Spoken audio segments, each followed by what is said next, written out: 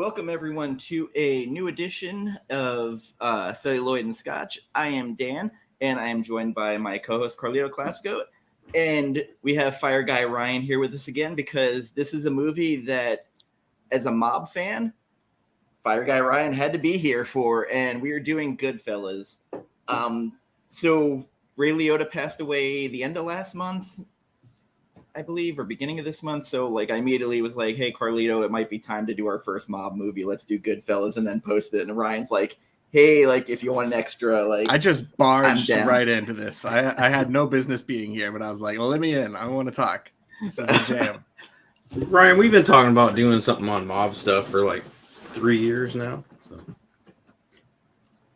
Pretty much as long as I've been doing, any sort of. Exactly. This will be the first one. Sure. Good. So this was Ray Liotta's follow-up to Field of Dreams, which is incredible, going from one-hit movie to, I'd say, the Scorsese comeback movie, because Last Temptation of Christ and New York Stories almost ruined his career. Last Temptation of Christ in particular was real rough on him. Some interesting factoids about this.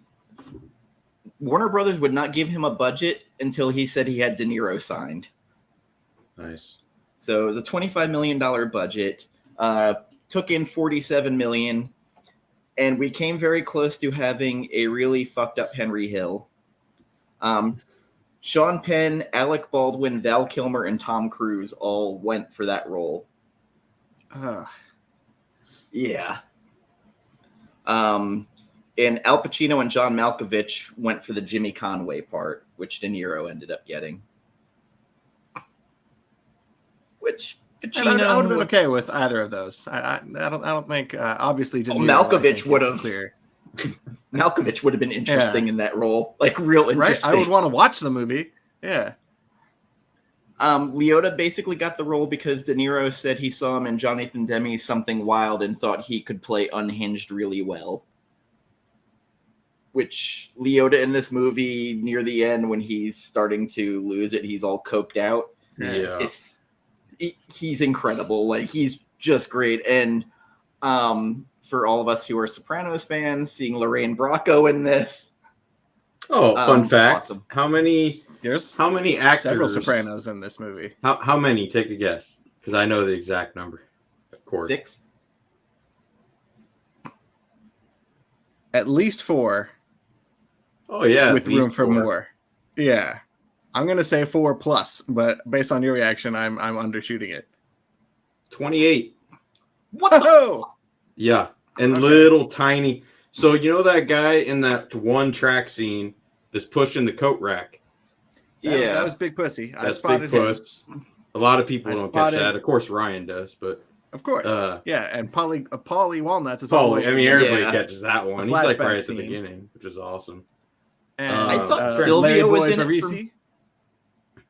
Larry Boy, you know? Yeah. And then the guy cooking in the prison was Frank Pellegrino, who was the bureau chief in Sopranos for the FBI that was investigating him.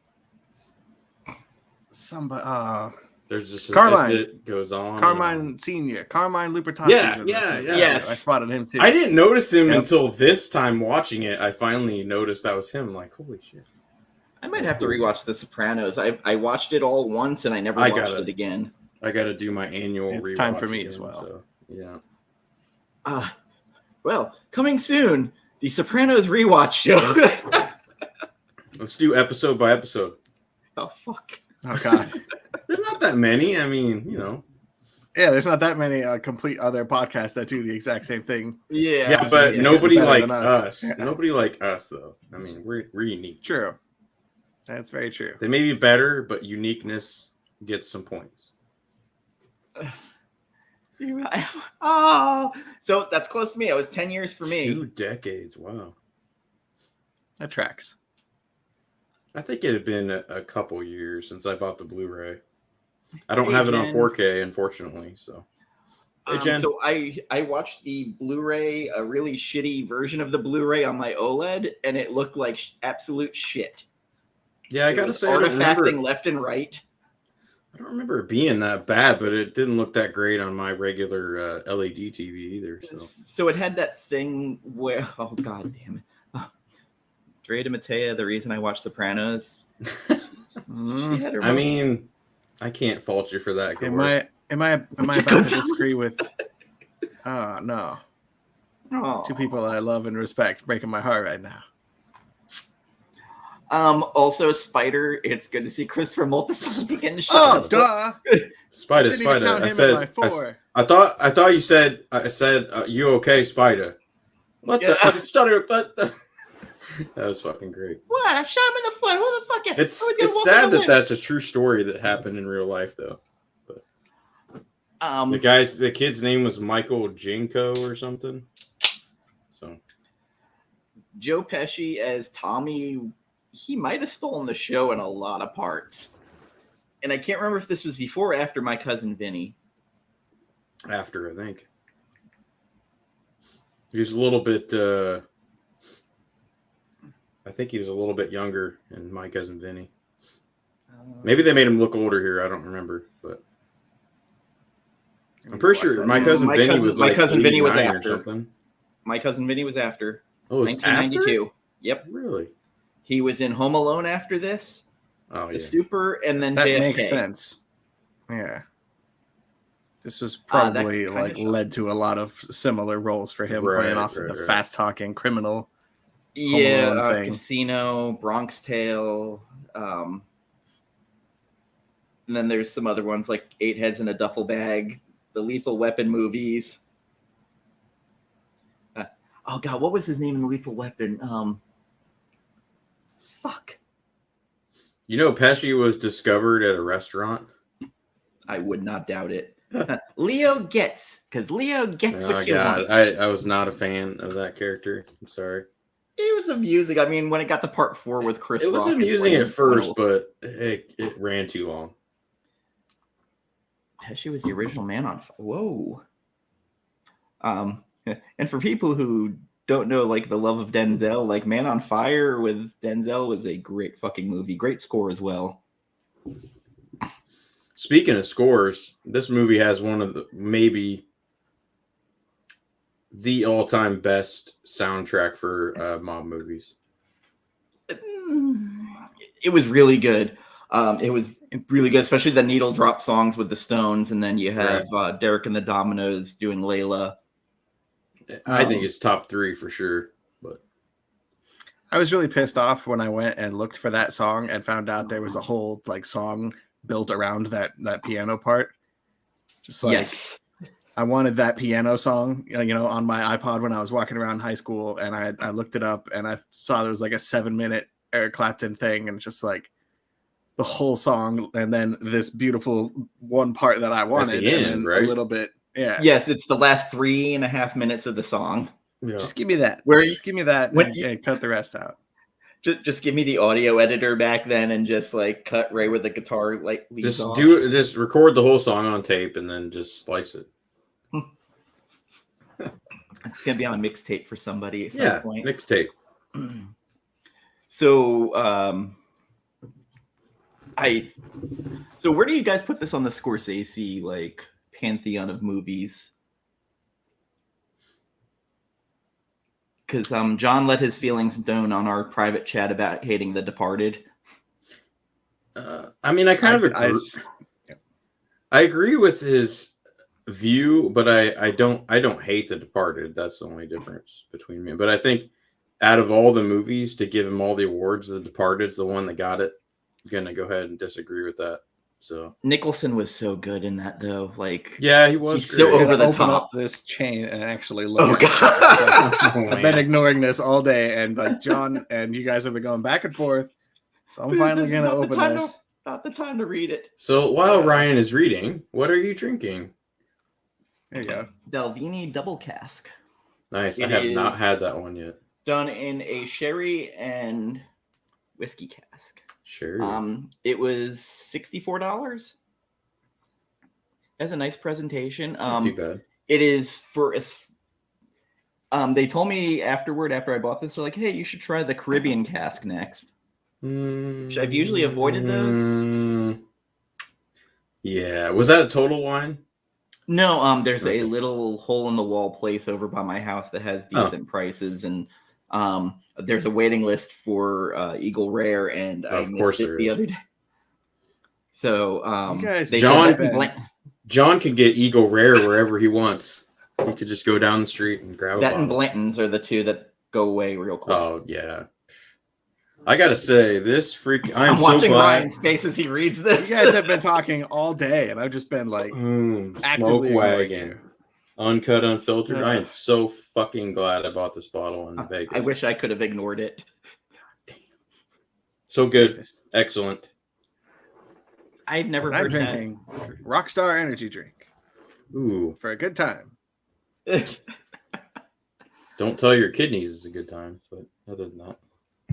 Although I kind of agree with John. I don't love The Departed. I really want to, and I love parts of it, but by the time it's over, I'm done. It really loses me by the end of that movie. I just love watching Matt Damon. Oh, come on, just kill me, man. Yeah. Mark Wahlberg walking up on him. Oh, at the end. Okay. Yeah, that the ending made it Yeah. a little worth it.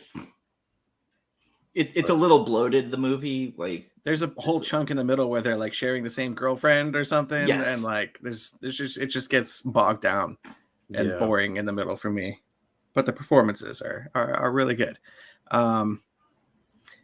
Immediately, I can say this is easily like at least top 3 Goodfellas for me as far as Scorsese movies go. I mean, Although Raging I would Bull's have got to to be. I would have to do the caveats, of course. I'm saying that I have not seen every movie of his. I have not I seen haven't Last either. Temptation of Christ. Raging Bull, I don't love. I need to sit down with it again. It's been a It's long interesting. time, but yeah, it's definitely not. Especially for his first movie, it's damn good. He did several before that, but it was like, Or I guess big theatrical movie. yeah, At these I like it more than Mean Streets. At least I'll give it that. Taxi Driver, of course, is one of the big Oh. ones. That my God, see, I haven't thought about this list, my personal Scorsese rankings in a long time, but Taxi Driver is I think very high for Goodfellas me. and Taxi Driver, but definitely in top 3. I thought The Aviator was good. I have not seen that one, so It's good, but I wouldn't put it in Not top fantastic. 5, probably. isn't that Leo again? Yes, and Yeah. then you had Cape Fear with De Niro, which it was okay. Color of Money. Oh yeah, Newman and I forgot about that Cruz. one.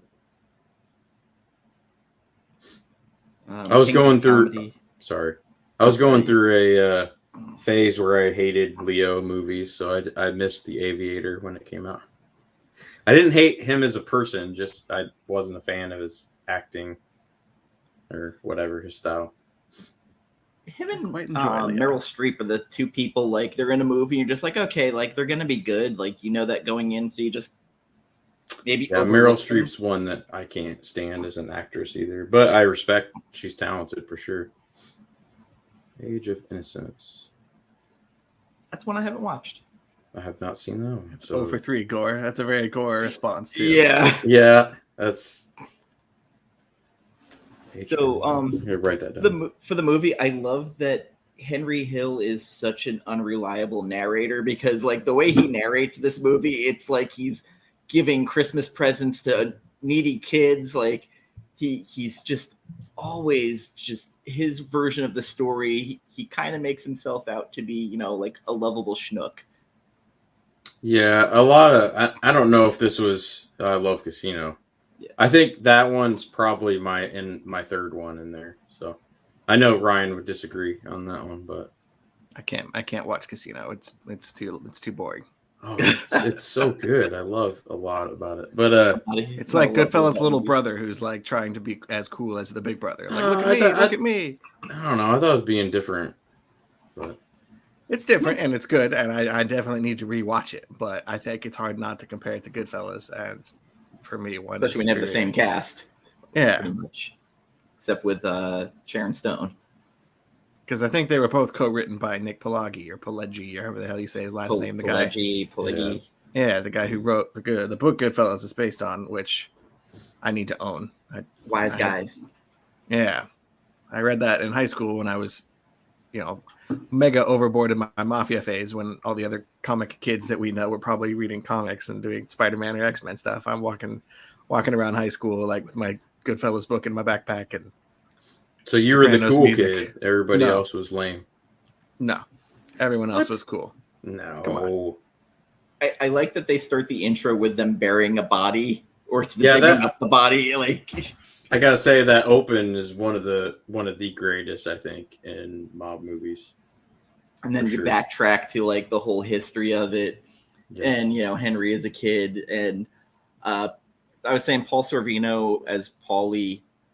For some reason, this time he resonated with me more because he was kind of a father figure, and then by the end, he does the disappointed, "I'm gonna turn my back now, and when I turn around, you need to be gone." That part like hit me hard this time because he told his kid basically, "Don't do this, stay away from these dudes," and he did what he did. Mm-hmm. And I don't know if it was entirely true, but I did hear from a lot of interviews and stuff I've read that it seems that Henry had a glamorized, egotistical view of his role. And I remember him being on the Stern Show by phone, and he was fucking drunk and pilled out constantly. So I think he kind of exaggerated his position in that life a little bit. At least that's what I've heard. So, but I mean, it's still a freaking fantastic movie. So great. And how scary Tommy is. Oh yeah. Jesus. Just you get that right at the beginning. What the fuck am I to you? A clown? Am I here to amuse you? And he's just like, uh-oh. And then he beats the shit out of the guy who owns the restaurant. I don't know. That might be my favorite part of the whole movie. It's between the clown. I say that the clown sequence at the dinner table. It's either that or probably my favorite moment has to be the tracking shot. Through the Copa. That's classic. I first encountered this movie when I was like 12 or 13 years old in like 8th grade. And this was it was like the perfect moment for me because I distinctly remember watching that part in particular and noticing for the first time that like this looks like they did this all in one shot. Like this looks like one thing. And it would have been so easy to just cut and reestablish some stuff and make the scene, the normal way.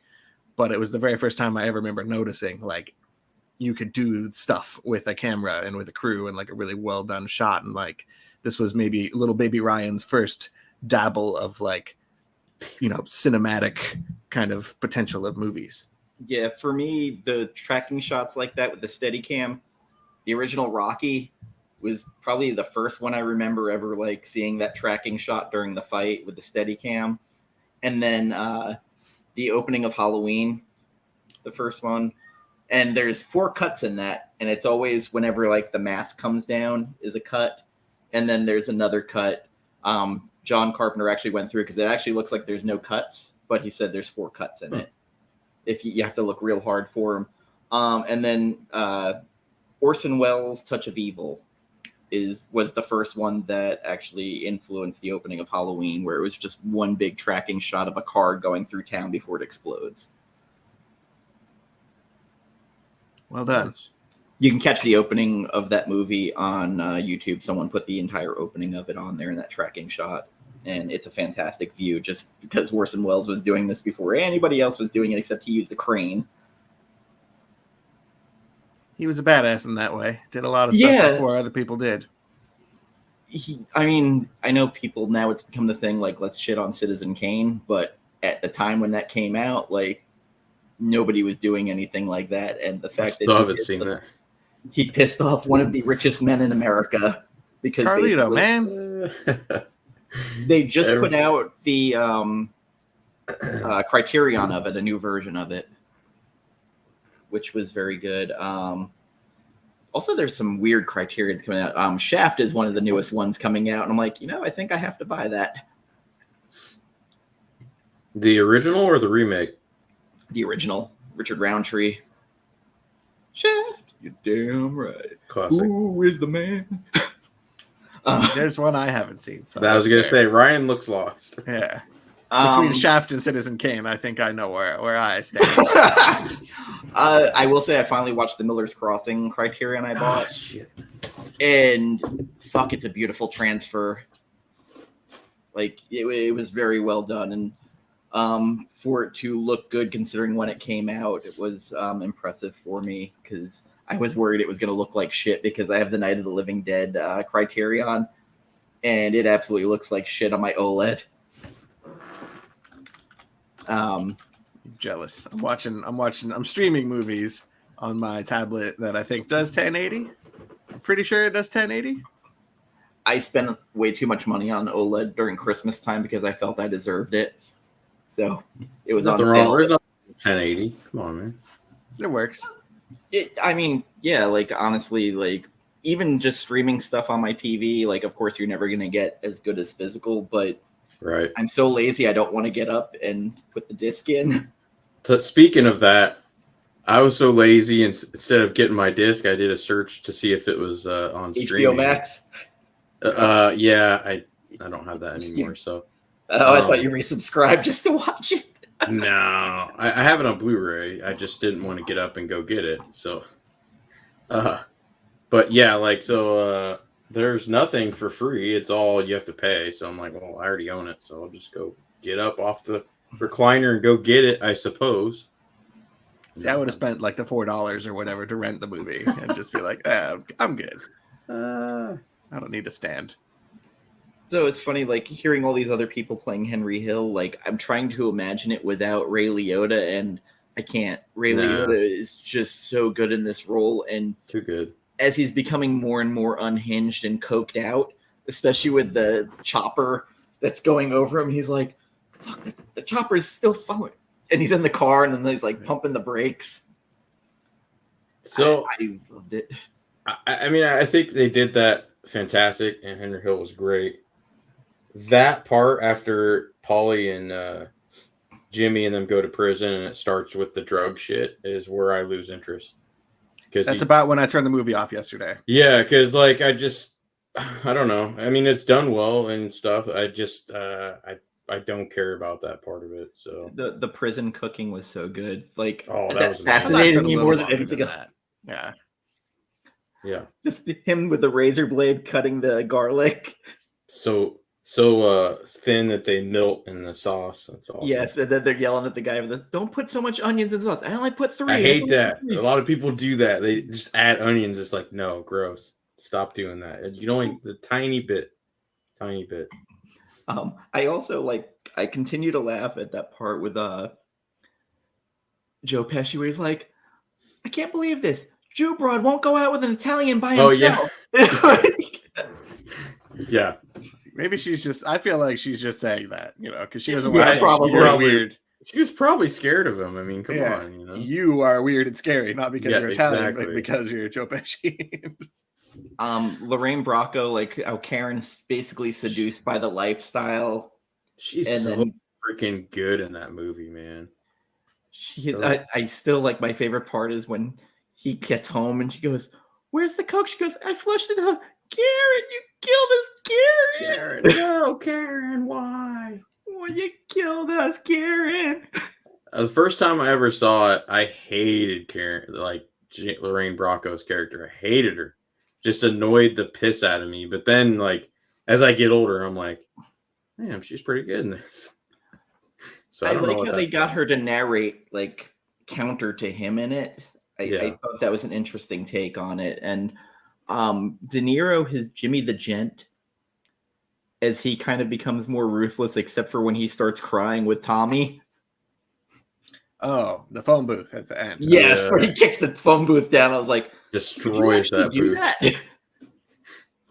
I like that one guy gets out of his truck and he's like walking across and looks, and then you can slightly see Jimmy or Robert De Niro look at him, and the guy just like keeps walking. It's like, yep. Beating the phone against, he's like, God damn. And then the lady that played Lorraine or Karen's mom, that's the lady that plays Carm's mom in Sopranos, which she's perfect. So they wanted Lorraine Bracco to play Carmela first. Yeah. Which is that's just I don't know, the parallels there are kind of weird. Speaking of her, I think maybe my favorite line delivery in this movie is when they're waiting for oh god, I know Henry Hill to get home. Go. Yeah. And she says, "Would you leave your father out of this? The man hasn't been able to digest a decent meal in 6 weeks." Yes. It just like gets really close up on her face and just like, that's a really strange thing to just scream at her. Yeah. He's basically like, leave him alone. Just talk to me. He's got nothing to say. Yeah. That guy didn't say anything the whole movie. That's awesome. Scorsese's mom playing Tommy's mom was fantastic. Oh yeah, she's awesome. Especially when they're digging up the body and he goes, listen, mom's making sausage and peppers. We gotta get back quick. Dude, you guys gotta look up on YouTube when Scorsese was on Letterman with his mom and they were cooking something. That whole freaking I think it was 8 to 10 minutes was just priceless. It's so classic.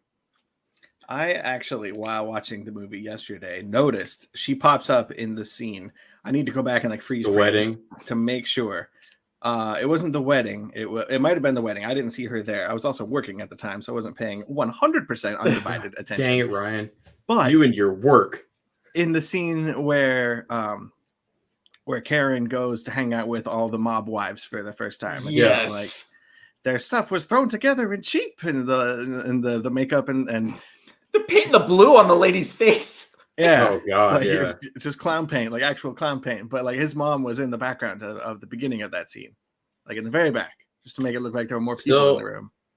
I've known a few ladies from that era, and that was so dead accurate. Oh my god, just it's stereotypical, but just unbelievably accurate. As a New York Italian, the part where Karen's going, and then there's Paulie's family. There was a bunch of Peters and Pauls, and then Maria's. And I was just like, that is so true. I had so many Uncle Sals that weren't related to me in any fucking way. Also at that wedding is the mom, Tommy's mom. She goes, when are you going to stop running around with all those girls and going to get married? And she starts smacking him. Well, oh, I didn't catch that. Yeah, she hits him in the arm and he goes, listen, Mom. Oh, yeah, okay. I also liked later when they went back to that joke and he's like, I settle down with a nice one almost every night, Mom. And then and then in the morning I get up again. Yeah. When they all go back to her house late at night and they're eating and she's sitting there and she's like, Henry, you're barely eating. He goes, I'm not feeling good tonight. Just killed a guy. Yeah. Threw up all over the place. When he starts throwing up, I'm like, there's no way that was him because he was a ruthless killer and that was him over dramatizing. Oh, look at that. Henry, you want a wing? I got a leg. I got an arm. So the actual murder of that guy was way more brutal than even the movie had it. Oh, so. Probably. Look it up. It's not cool. One of the cool scenes also, literally cool, is when they find oh god, I can't remember the guy's name. Carbone. Yes, when he's in the meat truck. The meat. Yeah. Yes. And then the trash people picking up the dumpster and the bodies coming out. I almost wore my Saturel's pork store shirt, but it's got a stain on it. So I was like, yeah, better not. And that would have worked. Maybe, yeah, actually. Just make it red and it would have worked just fine. So. I bought it like this. Yeah. It fell off a truck. Yeah, exactly. That part with Jimmy where he's like, come on, go get a dress. Go get a dress. It's over there. You're around the corner. That was weird. Every time I watch that, I cringe. I'm like, are they just bilking this to try to make it seem like he was going to do something, or was he actually going to do something? I think he absolutely was. Yes, because he was cutting every tie, and he was considering Henry. But Karen, I mean, he killed Maury's wife. Yeah, that's true, and then the other guy's wife too. Oh, that part with the kids walking. Johnny up to Roast the car. Beef, his wife. When they come to the car and find them pink both in Cadillac. the car dead. Yeah, classic. Them celebrating Henry getting pinched and not squealing on them. Like, it's your first pinch, yay! At the beginning of the movie when he was a kid. It's a big moment in every young man's life. I did like seeing Spider, Christopher Moltisanti, just the younger version of him, it was interesting to see that and how still even getting disrespected in another movie. There's a video of him talking about that just recently on YouTube somewhere. It's like one of those 5-minute like short things about one of their first jobs or whatever, and he's talking about that part in Goodfellas. It's pretty funny.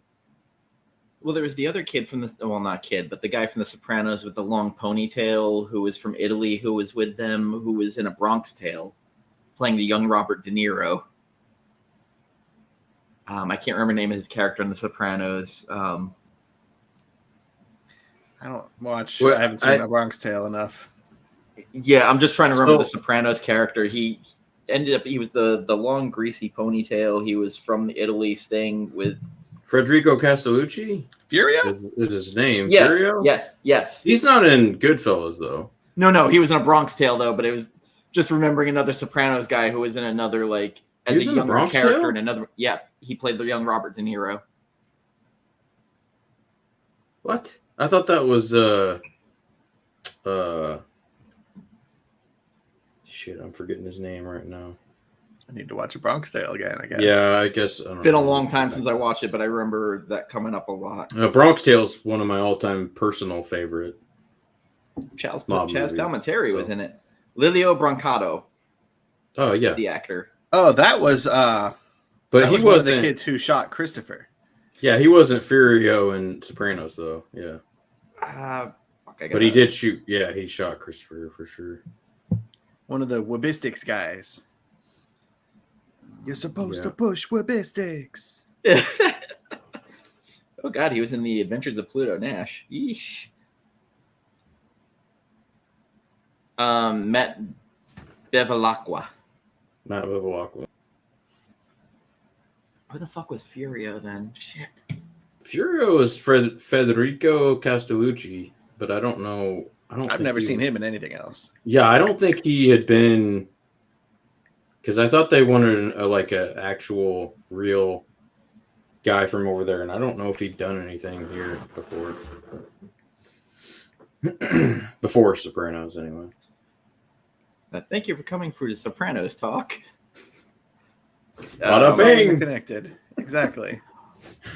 Honestly, with this movie, it's very connected. Like it's crazy. For sure. I mean, I'm surprised Silvio didn't show up in this. He absolutely would not have had The Sopranos if this movie had not come first. So yeah, that's probably definitely actually 100% true. And I try to remember that. I try to think of that show if they didn't have the actor who played Tony, and I can't imagine that either. Oh, James Gandolfini? Gandolfini plays Wounded so good. Like they might have been able to get someone else, but they wouldn't have been. They actually were looking at Ray Liotta for that role back in the day. That would have been too. I think they were doing with Ray Liotta and with Lorraine Bracco as Carmela. I think that would have been too much. I think. Yeah. It's already. Plus, at the time, Gandolfini really wasn't that well known, even though I knew him from some stuff. But I think that was the way to go, is have someone who was not well known, right, for that that's show. So, but also it's a show that I think the whole supporting cast makes the show. Oh, everybody in that. The pizza guy that freaking Janice got married to, that annoying guy that I freaking hated. And he beats up the pizza guy as soon as he gets out of prison. I can't remember his name right now. Beansy, yeah. Beansy is the one that gets beat up. He's in Goodfellas. Yep, with the helicopters. The drug dealer at the end. And then he comes, I think they bring him into the station too at the same time. But right, he was like Henry's supplier or something. Yeah. But there's just so much that back when I first saw it as a kid, I would have never known any of those people, How old were you guys when this movie came into your life? I'm the youngest out of this whole crew, right? 1990, I was still living in New York. I was in 8th grade. Yeah, I didn't see it till mid-90s, I don't think. So, being that my mom still thinks that there was mobsters on my dad's side of the family, she was watching and she's like, "Ooh, my wedding was like this," and I'm like, "What?" She's like, yeah, we didn't pay a dime for it. I don't know where the fuck the money came from. Oh, jeez. That's legit, man. Sicilians. And she's like, yeah, you had your Uncle Sal there, your other Uncle Sal. There was a Sonny. And I was like, really? And she goes, yeah, but he wasn't allowed after that because they found out he was gay. I was like, what?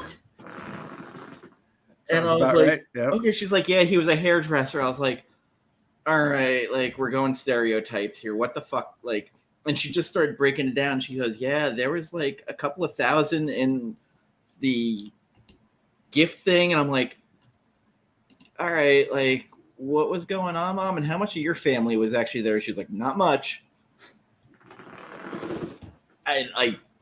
She just kind of like laughed it off. And then like we had a friend of the family that was Sal and Maria that we'd go to their house up Sounds in the Hamptons.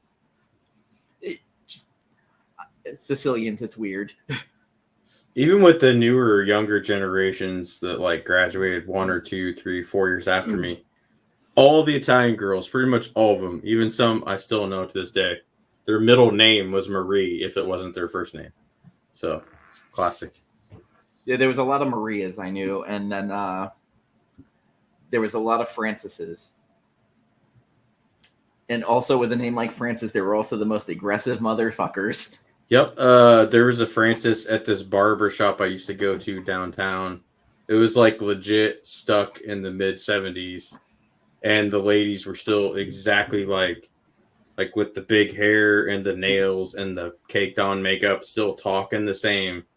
And oh my God, her name was Francis. That's every Sunday on church day, there was a Italian pastry shop by me.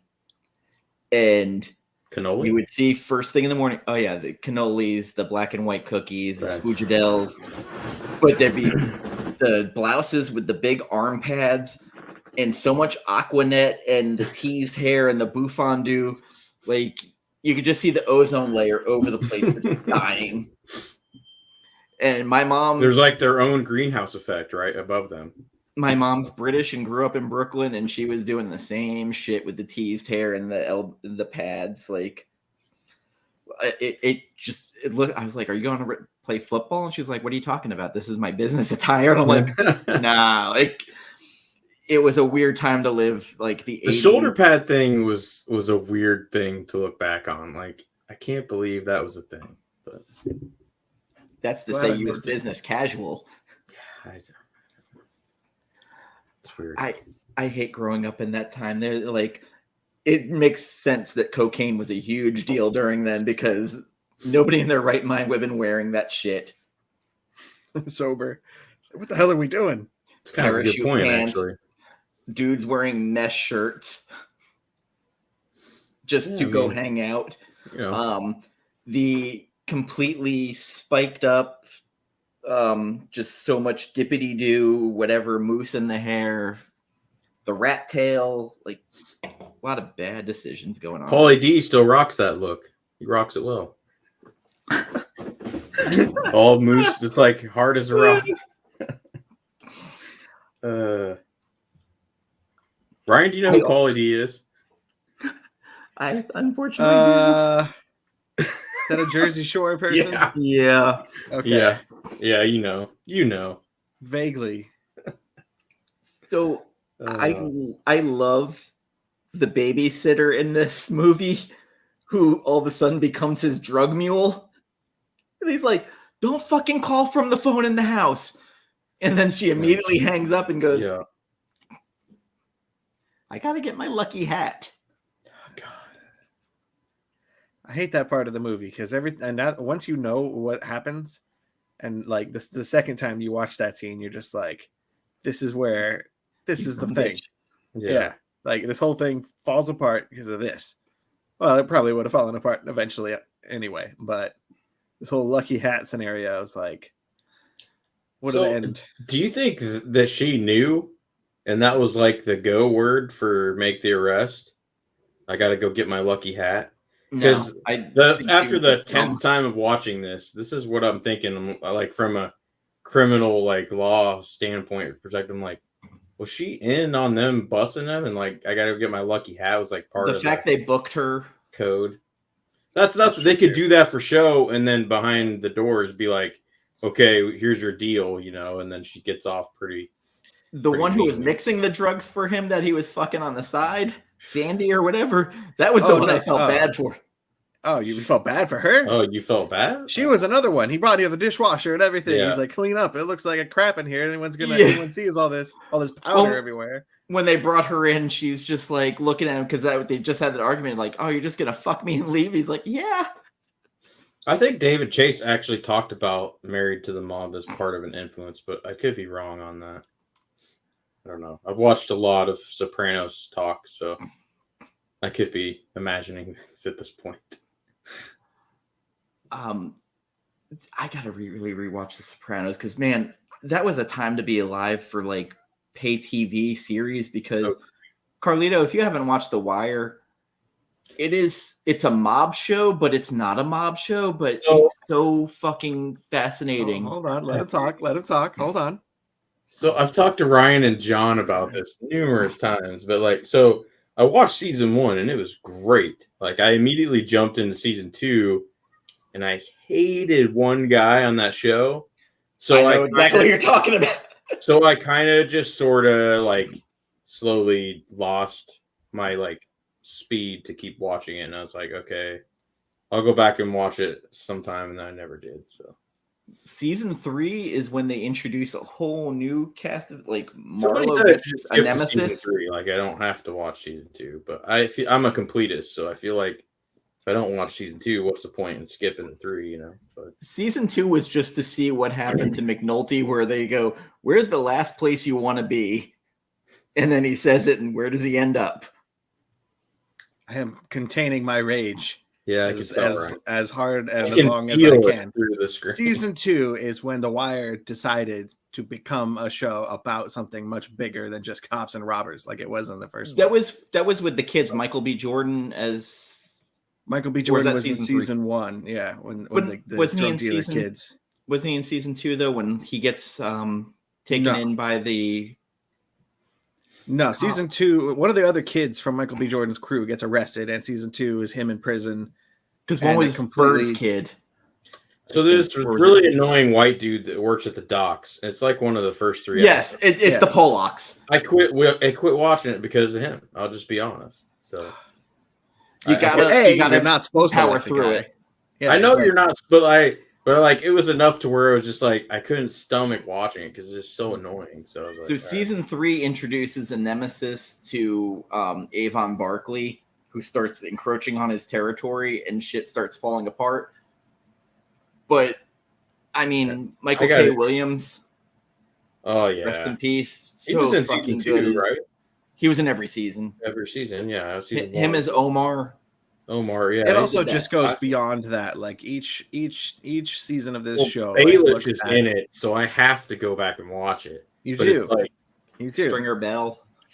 But you get a different look at a completely different aspect of what makes a city work, what makes local governments crumble, the power of like corruption and the effect that has on every single aspect of running a city. Each season, like you got season 2, which you keep crapping on, which is my second favorite of the whole show.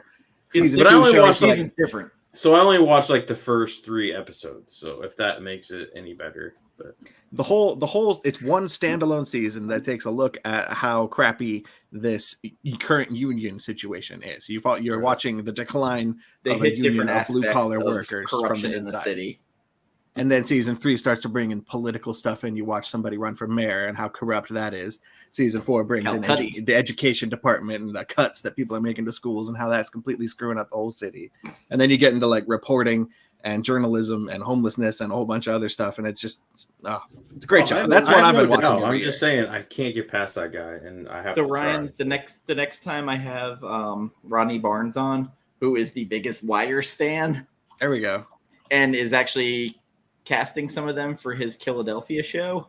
There we go. He's kind of teased that a little bit because he's been having dinners with Marlo. Interesting. Yes. I do love him. Marlo and Avon Barkley. Okay. So he's actually from Annapolis, Maryland, and very into that whole scene. And he just got the key to the city the other day, and I'm like, that's great, because your last book, you had Maryland, Baltimore get overrun with demons, so awesome. Just like real life. I'm convinced that smart people knowing how corrupt the world is why they get depressed. Oh. That's all I'm going to say. Knowledge is power, and it also haunts you. That's why smarter people also drink a lot. Cheers. Salut. Smart water. Yep. It's because I'm so smart. See? It's full circle. Well, to be honest, after our last show we did, my drinking was out of hand that night where I got into a lot of trouble with a friend. So that was the last time about that. What was that show? That was the Mask of the Phantasm. It feels like years ago in my mind. Yeah, it does. It was only like last month, right? So season 2 of The Wire, people didn't like because they wanted more of what season 1 was, and David Chase was it David Chase? No, Simon. It was David Simon was not having that. He wanted to bring different aspects to every season. I liked all the stuff they were building. I just didn't like that guy, so I got annoyed with him. Well, you had the relative who married into that Polish family, Prez, where he, basically he's a disgraced officer and he becomes a teacher. Can you just tell me that annoying guy dies and then I'll just skip to that episode and then... House is cleaned. I figured as much. I just didn't want to wait a whole season to see it. I hate you so much.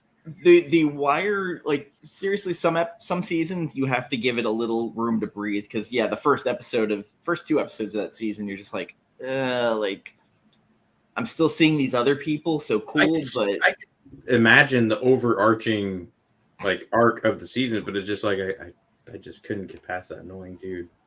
I wanted to punch him in the face every time he was on screen. It's like he's not even real, really, but I wasn't intending this to become Wire and Sopranos talk, but honestly, none of these happen without Goodfellas. True story, I think. And I still think that even The Wire being different from Italian Mob, it's still kind of a mob show to a degree. Organized mostly crime. About corruption. Organized crime. Especially city corruption and bribes and everything else, where it could be closer to like a Godfather thing where, Vito had his hand in everyone and everything.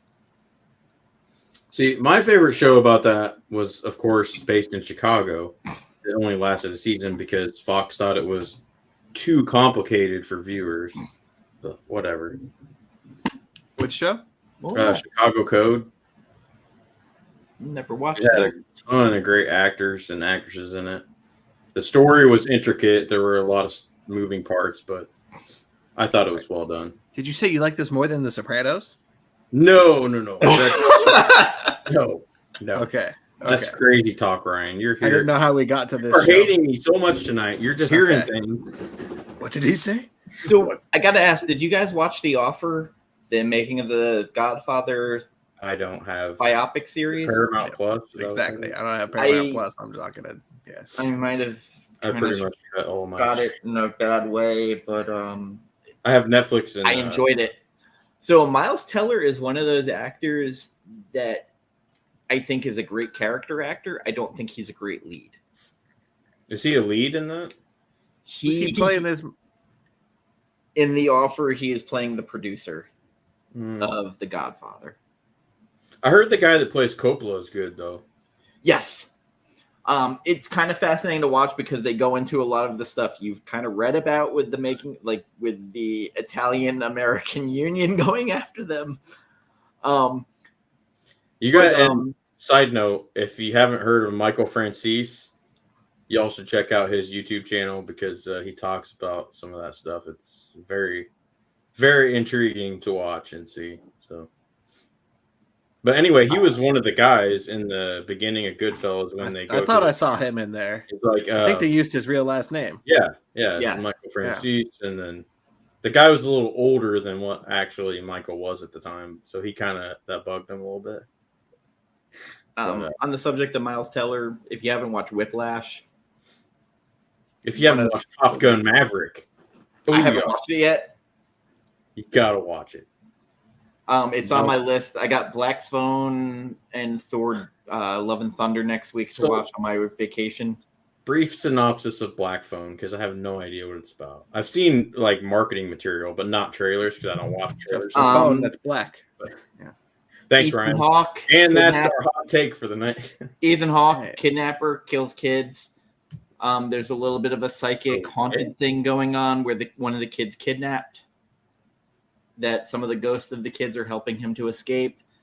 It's a little bit, but Ethan Hawke wears like this devil mask during it, and the trailers look fascinating, so I want to watch it. And Joe Hill wrote it.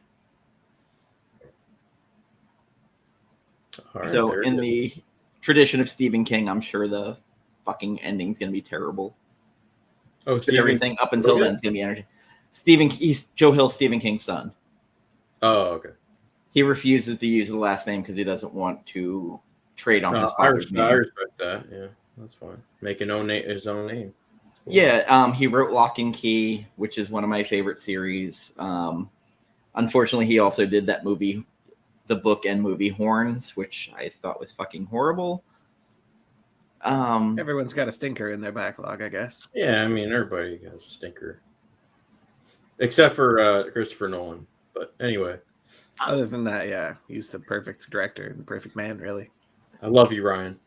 Yeah, he's never done anything wrong. Nope. So, hey, Robert G. Hey, how you doing, sir? There he is. I'm always glad to see you, sir. Oh yeah. I definitely plan when the next Dune comes out, we will have you on again because I loved having you on for that, and we really need to collaborate again in the future. Dude, it sucks. I'm not an insomniac anymore, but I used to watch his show on the Saturdays all the time. But yeah, now I am old, so I go to bed early. But I'll have to. I usually catch some of the rewinds. So, so I wanted to ask this because I know we haven't talked about Goodfellas much, and there's so much good in this movie. If you haven't watched it, what the fuck's wrong with you? Like, go watch it and enjoy the performances. And there's so many character actors in this that I think they actually outshine the main actors at certain points. Maury is fucking awesome. That guy. Does anyone else always laugh? So when Robert De Niro like takes the phone cord and starts, I just like every time I'm just like laughing so hard. And then he answers the phone while he's still choking him out. Yeah. So I noticed that yesterday. So not only the thing I've always caught is like the phone rings even though it's off the hook and he's strangling somebody with him. I always thought that was weird. But yesterday I noticed that it's Karen calling for Ray Liotta's character, for Henry Hill, and Henry takes the phone and Robert De Niro keeps strangling him in the background. I want my fucking money. Where's my money? Just like the most stereotypical. It's still going on, and Karen's just like, this guy touched me in his car and kicked me out.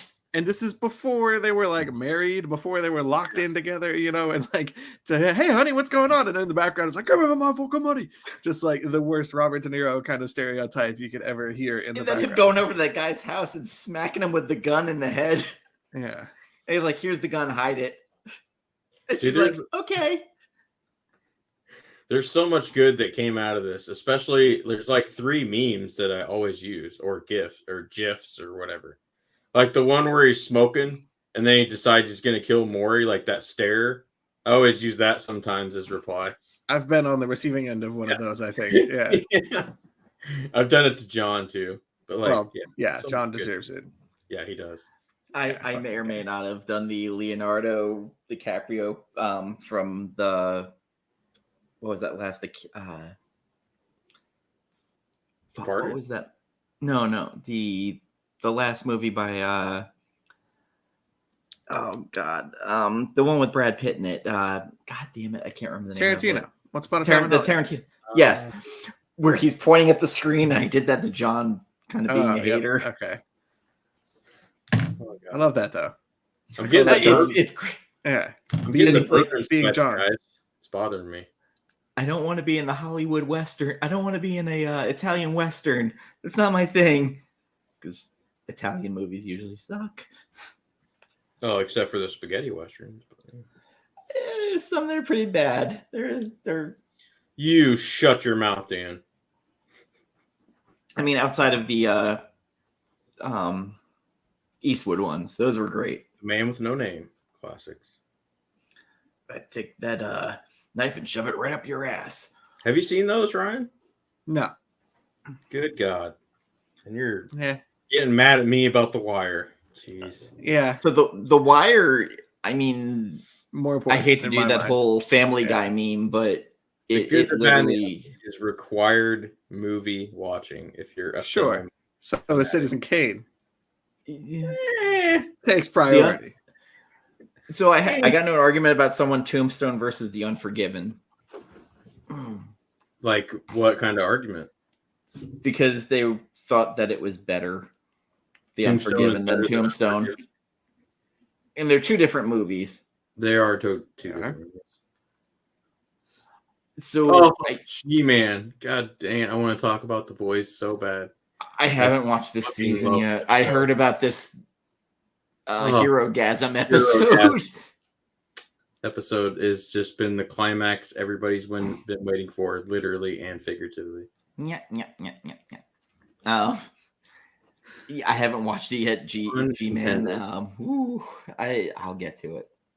Dude, Dan, you got it, man. Actually, me and Burke are gonna do a season 3 recap because we've done every season since it came out. But so The Unforgiven is one of those movies I think is very serious, where Tombstone I think is very tongue in cheek. Yeah, I'd agree with that. But I think Tombstone's the better movie overall. It's more entertaining. Yeah, there's not as much emotional weight, though, I don't think. And I have the hot take of I think Young Guns 2 is better than The Unforgiven. What? I love Young Guns 2. I'm not going to lie. I respect that if you love it more, but I don't know if it's bad or... It's entertaining. It's Ryan, more entertaining. Weigh in on this, Ryan. I got no Western experience. That's never like one of my seen most... Westerns are like maybe up there with like musicals as far Like as the like, most that's Western a bearded bro thing. The most Western like, you've probably seen is like Westworld. That's the closest to Westerns. No, that's good though. That's some good. Westworld is the first good. season was really good. And honestly, the original Yul Brynner version Michael was Crichton really good. was excellent. Yes, It's good. It's good stuff. it's But no, I haven't seen a lot of Westerns. Speaking of which, this is going to be piss some people off, but making Joker 2 a musical, I'm done with. It makes sense. No, it literally makes sense. It does not make sense. It makes no sense, but I'll see it no matter what. Even though I mean, I'm going to go see it. Don't get me wrong; they got my money already, but it's like. So my thinking is they had to get Joaquin Phoenix to buy in, and Joaquin Phoenix is kind of an eccentric dude. But someone said though it's not going to be like Grease or like Chicago. No, but it's going to be like a few songs. It's not going to see there being an extended kind of like hallucination thing of his own hysteria. I can see that. It becomes if they do it that way, I'd appreciate that. Just if you're listening out there, Joker 2. And also that House of Gucci, I will say that Lady Gaga was not bad in that. She's a good actor. I mean, like Adam Driver was amazing in that. Sopranos, so I am not going to argue her acting capabilities. That's true. She sat by the pool in the high school. Sat by the pool and laughed. Better than anybody could have. In the pool, and she was amazing. So Adam Driver, like if you take him outside of the Star Wars universe, that one with him and Scarlett Johansson, what was the movie? It's basically where they just talk. Marriage Story. I haven't even Marriage Story was very good. Is it good? I should watch that. Bring it back full circle, though. Adam Driver working with Martin Scorsese and Andrew Garfield on Silence was quite yes. As a little movie I haven't seen underseen, underappreciated Scorsese film that I quite liked. That is one. Did that come out? I didn't love The Irishman because it was way long. Yeah, I thought Silence was long too, but it definitely didn't like feel as long as The Irishman did. See, I thought The Irishman. Well, I guess it might have been a tad long, maybe. It was kind of trending towards that. Oh God, the guy who did JFK, Oliver Stone, where he doesn't have a happy medium for how long a movie should be. That's right. He wrote Scarface, so you do what you need to do. Oliver Stone gets a pass from me on that one alone. I'm not gonna lie, I actually really love the movie JFK. So and JFK is awesome. It's a good movie. It's just very long. I'm good with a long movie if it's good. I was gonna say I had an argument with someone on Instagram about this. Like, so I don't judge a movie based on pacing. Pacing is something else, but like if the product is enjoyable and worth it, like I don't care how long it is. Like, and it bugs me because it's so ironic that people will get mad if a movie's like close to 3 hours, especially like MCU movie or something. But they'll sit down on a Friday night and binge 12 hours of a fucking new show that releases, okay? So don't tell me it's because it's too long. It's just because, I don't know. They just have this thing in their head. Well, the Batman, when it came out, I thought the pacing, it didn't feel like 3 hours. Yeah, I'll agree with that. That's maybe the one thing we agree on about the Batman. It didn't feel like 3 hours. Although I thought the ending was a little stretched. The motorcycle riding. Yeah. But then there's movies like Dunkirk,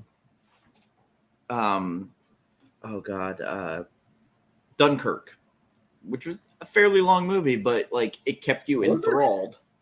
Because I feel like it goes by so fast. Like it kept you enthralled because you were like their tension built up to keep you going. Right. Yeah, it was like 3 different plot lines happening too. Yes. It was moving from one crisis to the next. Like it's just he gets out of the boat and then he gets back in a ship and they think they're safe. I mean, Godfather 2, there's so many plot lines going on that you're just like, what happens next? That's so I mean, and then you get Fredo with all his fucking mini plot lines. By the way, Godfather 2, in a study by Harvard, it peaks the highest testosterone levels in its viewers than any other movie. Just saying. The hell does that mean? I don't know. I'm just saying. It's a good movie. Is it because Fredo sits there and goes, so when I go to get a fish, I make a prayer to St. Christopher? No, like, it's pretty good. It's pretty good. Never marry an Italian. Michael, you might want to do something about her. Fredo's such a mush in that movie. Oh God, I can't stand him towards the very end of it. Yeah, I would love to get his perspective, like a different, like the Snyder cut of The Godfather, but the Fredo story. You know, just like the Fredo cut. Yeah, I'd watch that. That'd be interesting. What's going through his mind? Why does he do the things he does? You know, and the Frankie Two Angels. Listen. Well, he was older than Michael, right? But he always felt your father. I was passed over. Yeah, he was passed over. You know, the old freaking stereotype or trope. Your father worked with Hyman Roth. I didn't trust Hyman Roth. Oh God, Frankie Two Angels was great.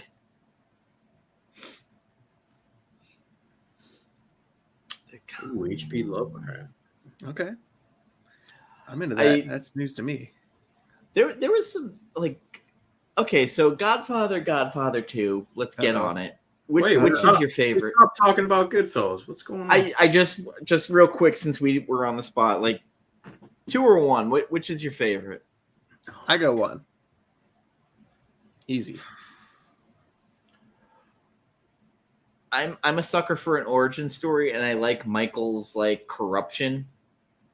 Sure. In part 1. In part 1.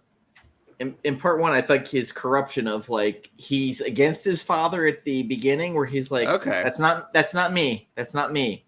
And I then thought by you the meant end, more of his corruption in this throughout the course of the second movie, where he starts to just become more and more detached and removed. And yeah, I thought that was more rebellion than corruption, but yeah, kind of trying to rebel against his father. But then he becomes his father basically, but a kind of a better version, to be honest. Yeah, it's him basically like, I'm not my father. Fuck, I'm my father. Yeah. Part story. 2 though is a great what the fuck is Vito's story, and De Niro playing young Vito is incredible. And then you've got all these plot lines hanging right up to, Michael, I killed your baby. I don't want any more of the Sicilian. Like, she had an abortion. Yes, if you will, is in the news lately. But yeah, unfortunately. Yeah. What? I don't know. I prefer the first one. I think it's a lot cleaner. It's a lot simpler. It doesn't have one thing that bothers me is Michael Jr. out there spraying the DDT on fucking dead Vito. That was good. I love that kid. Let's not try this and get a second take or anything. We're good. We got that. He's good. Oh my god, yeah, that was good. I will say I watched part 3 again recently. It's not as bad as you remember it. So yep, I knew it. What's up, Nick's Kicks and Comics? Thank you for stopping by. So speaking of New Yorkers, look at this guy. Andy Garcia is so good in that movie. So good. So the weird thing is Michael's downfall in it is kind of a little blah. But I do love the emotional investment, and then, the corruption of the Catholic Church, the Vatican Church, is interesting. See, I really enjoyed that stuff too. So the biggest thing is I don't think that Coppola ever recovered from Winona Ryder dropping out of the movie. Because who was she supposed to be? She was supposed to be the daughter. Yeah. Oh. So he's just like, crap, I need an actress real quick. Let me just... She dropped out last minute. Oh, shit. And eventually she recommended the script for Dracula to him, which he ended up doing with Winona. Okay. Ooh, the Bamboo Lounge. Nick's legit. Ooh. It burned down real fast after Paulie got tired of it. That is awesome, because that was also a famous thing back then of, I'm going to use this place, and then I'm going to burn it down and get the insurance money. Happened in The Sopranos. Mm-hmm. Yeah, it did. What was the name of the restaurant owner in The Sopranos? I cannot remember his name to save my life right now. Artie Bucca. Tony's friend? Artie Bucca. Artie Bucca. I love that actor because he always was a little bit sad and a little bit like loyal. Pathetic and loyal. A little bit, yeah. Yeah. No, I'm with you. Same way. He played that actor, but I was always, whenever he was on, I was kind of entranced by him. Kind of the same way I was in the original Godfather with Godfather. When he's like, you come here asking me for murder. Never asked me over for a cup of coffee. I can't remember the first person's name, where he's like, his daughter was raped by the guy. And he's like, on this day of my daughter's wedding. It was Enzo, wasn't it? Or... Enzo's the baker. Enzo. Yeah. The baker. Different guy, though. You're talking about bonus head. Right. But Godfather, will you be my friend? Hey, send Clemenza over there. Send Clemenza over there and rough that guy up. And the whole story of how he could not remember his fucking lines and they had to staple it on the back of people's Jesus. I can't believe that, dude. It's crazy. But honestly, that is the greatest Brando story, because Brando did not give a fuck. Like Apocalypse Now, he showed up like 100 pounds overweight, where like they had to change the whole role. And then you get into the whole Dr. Moreau thing where like Val Kilmer hated him so much that he started imitating him. I heard about Nick, thanks for stopping by, Nick. I appreciate just discussing a whole bunch of stuff. It's all over the map. It's off the rails per usual, Nick. Everything but Goodfellas, it seems like. You can't have one without the other, but true. So in the mythos of mob movies, though, I gotta say, Goodfellas is my top 3, easily. Probably. Yeah, I knock it for the last part, so I don't know if it makes my top 3, but it's definitely top 5 for sure. I think the performances puts it up there for me, but Godfather 1, 2, and then Goodfellas. I always went 1 Goodfellas, Godfather 2. You could go either way. And then Scarface. Those are my top 5 movies or something all throughout middle school and high school. It's just that doesn't count. Godfather, Goodfellas, Godfather 2, Scarface. 2 and Bronx Tale for me. Bronx Tale's good. As far as like favorites, I'm not saying it's better than the other one. It's just I do remember that weird thing where everybody loved Boondock Saints. Yeah, I love the Boondock. Thinking it was like a weird mob movie. I'm like, nah, it's really not a mob movie. Stop. I was a little bummed when I saw that movie finally. It kind of got Irish mob vibes a little bit. It's a little overhyped. But I care for it. I'm on an island on that one, so it's all good.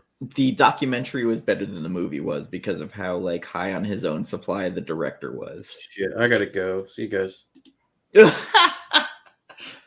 Christopher Nolan made the Boondock Saints? What? He probably had a very ambiguous ending. Probably ghost directed it. That would explain so much. But I would like to celebrate one of the most ambiguous endings ever. John Carpenter's The Thing turned 40 this week. Damn. I'll drink some Rockstar to that. I'll drink some lime bubbly to that.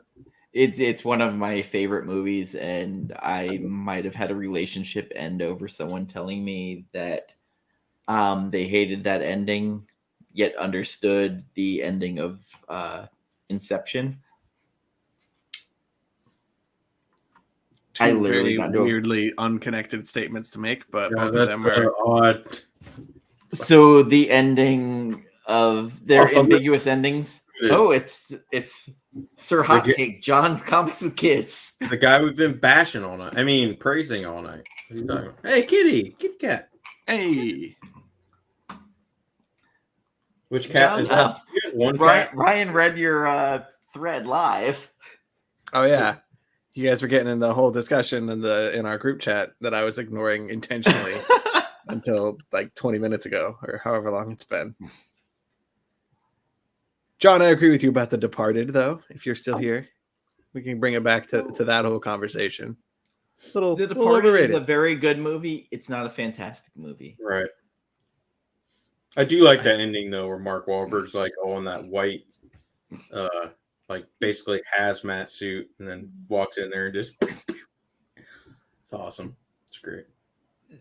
So I think the first half of it is better than the second half. Because when you get the unhinged, like, Jack Nicholson talking to him, especially was like smelling Leonardo, where he's like, yeah. I think those are some great scenes. And Ray Winstone playing, I forget what his assistant's name was. I thought he was very good when he starts talking about his ex-wife. She's like, yeah, she was dependable until she wasn't. And then he shows him killing her. What's his name? Frenchie in that movie? It might have been. I don't want to get him mixed up with Goodfellas. The guy from Mr. French. Yeah. And then he feel like it could have been. Breaks his cast open. Leonardo, like, his acting was okay in that. I don't think it was his best role. Honestly, the Basketball Diaries might have been one of DiCaprio's best performances besides What's Eating Gilbert Grape. 2 I have never seen. I think that was the first Mark Wahlberg role was in Basketball Diaries. And then he followed it up with Fear, which is one of the most fantastic bad horror movies I've ever watched. His greatest movie of all time is The Happening, though, for sure. Oh. No. Fuck. God damn, he's such a We got so many actor. good memes and gifs out of that, though. I'm not gonna lie, it's pretty good stuff. Well, this was supposed to be a. Oh God, John's driving with his kids listening. Hi, kids. Just have them type. Yeah. Transcribe all of his hot. I know takes. this. I know this was supposed to be a celebration of Ray Liotta, and Ray Liotta was fantastic in this. And if you haven't watched Field of Dreams, when he's Shoeless Joe Jackson, he is incredible in that. This is a great ensemble cast, and I think that's probably where I would. Oh, The Fighter. The Fighter. Yes. What does that mean? Is that a movie? That was Mark Wahlberg and. Oh, okay. Just John's putting words into the ether. The Fighter. That was back. I think as Mark Wahlberg movies go, that was one of his favorite boxing biopics. Now it makes sense. So Scorsese does fantastic with making ensemble casts, and he can get great character actors in there. Weirdly, I don't think he's ever worked with Christopher Walken, who was in a mob movie called The Suicide Kings that I actually kind of liked. I don't know if I've seen that whole movie before. It's okay. I know I've heard people talk about it at no end, but like, I don't know if I've actually watched the whole thing start to finish. Well, Denis Villeneuve is going to be directing Christopher Walken in the new Dune movie. Hell yeah. I'm stoked for that. I'm kind of excited to see that. And then we have Florence Pugh in it, the guy who was just in the Elvis movie. Florence. You got me at Florence. Old. And Léa Seydoux, who was Inspector in Blue is the Warmest Color, is going to be playing one of the characters in it, a small role, but Jen wasn't too happy that these characters were being put in there. Why? She's like, why fucking bother? You have this huge actress playing somebody who's in the book for like 5 minutes. Maybe they're going to make her part bigger in the movie. Honestly, I'm okay with anything triggering Jen. Like, I still haven't seen Dune, so that might trigger her. Oh, geez, Ryan. Come on. Any version or You've Reddit. Seen Citizen Kane, but you haven't seen Dune. All right, Correct. We're done here. Denis Villeneuve is one of those directors now that when he puts something out, kind of like Alex Garland, I will watch it. Hell yeah. Ooh, speaking of which, a coworker of mine brought up Annihilation the other day, and now I want to rewatch it. I bought the 4K a few months back, and I haven't rewatched it, but I want to watch it. Ah, John. That's true. I mean, you know, he's knowing that he's driving and that all of these messages like are putting his life and his family's life in danger just to send. Maybe he's using voice to text. I mean, it could be possible. It just makes each message from John right now that much more important. That's true. It does. Every word. Unlike all the other messages he says that are just useless. Yeah, when he's got time to sit down and write them. I mean, yeah. Okay, so we've barely talked about this movie, but I think it's one of those movies we all hold in such high regard. Oh yeah. What would you guys put this movie if you were to grade it at a scale of 10? Start you, Carlito. Oh, start with me. Well, I got to say, preamble. This was the first mob movie I saw, even before The Godfather. So I didn't see The Godfather until 2004-ish, 2005-ish. I beat you? Oh, yeah, dude. Like, my roommate, who was also a movie theater manager, who I also worked with, had just a crap ton of movies. And I was looking at him like, oh, I haven't seen that. He's like, you haven't seen The Godfather? I'm like, no. Did he not have Citizen Kane? I think he had Citizen Kane. But I just was like, oh, that's an old movie. I don't care. But no.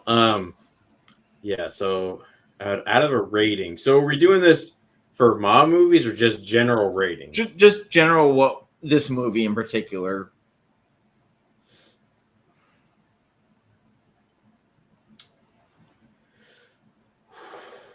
I have a small range here. You got your rating, Ryan? I have a range, a very small range. That I was gonna say I got more of a range than like an actual solid number, but mine would be in the high 7s to low mid 8s.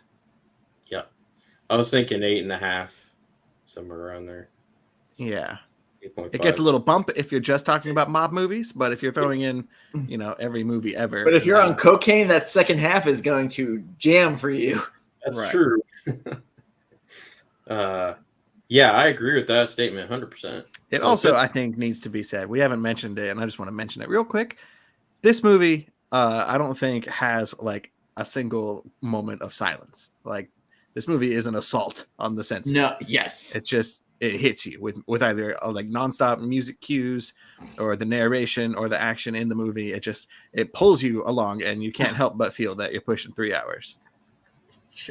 There's one moment where it gets close to silent. And that's when Karen's got the gun pointed at. Yes, that's true. That's a very intense scene. And he's like looking at the barrel. That is the closest it probably gets. Weirdly enough, that's like one of the most intense, like stressful moments of the whole movie, even though it is like dead silent. John, you can just shove it, okay? We don't. I mean, that's not wrong. That's about where I put it.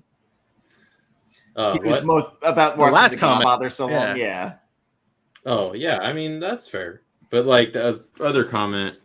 Shame on you. The Godfather is a movie I think you have to reach a party, okay? It's just The Godfather has to be a movie that I think you're a certain level of maturity to watch to appreciate it. My parents didn't think I was ready to see this, so that's why I didn't see it till after. Well, there's a lot going on. At 13, I could watch The Exorcist at home alone, so their judgment might have been a little lax there. But The Exorcist and Home Alone, did you put those in the same category? Oh yeah, as like your parents won't let you watch Home Alone. Actually, I don't even know if I was 13. Maybe I was only 12. I don't know, somewhere tween age. And I was home alone with Macaulay Culkin. School, which basically I just didn't want to go because I hated school at the moment. I think there's two conversations happening here. I'm getting confused. Yes. So, did you mean that you didn't watch Goodfellas at Home Alone, or you didn't watch Goodfellas and Home Alone until you were 13? At home alone. Okay. At home. Okay, it's a whole different. Okay. No, Home Alone. I thought your parents were like, there's 2 rules in this house: Goodfellas and Home Alone. You're not watching either of those ever, and that's that. Yeah. So now you gotta watch them. So, yeah. Yep. I mean, there's some house out there with that rule. I don't know. There's a paint bucket about to hit someone in the balls, and you can't watch it because it's Joe Pesci. He is the common thread. Yeah, that's true. That's true. And Mike. What if that's how they whack it? Because Vinny and Home Alone were not allowed in my house. When they bring him to get made at the end of the movie, and it turns out it's just like you open the door, but it's really hot because it's got a hot thing on the other side, and there's just sharp things on the floor that he has to walk over. Oh. It's the Bowling first ball in the Saw face. movie. It's just Joe Pesci, Macaulay Culkin.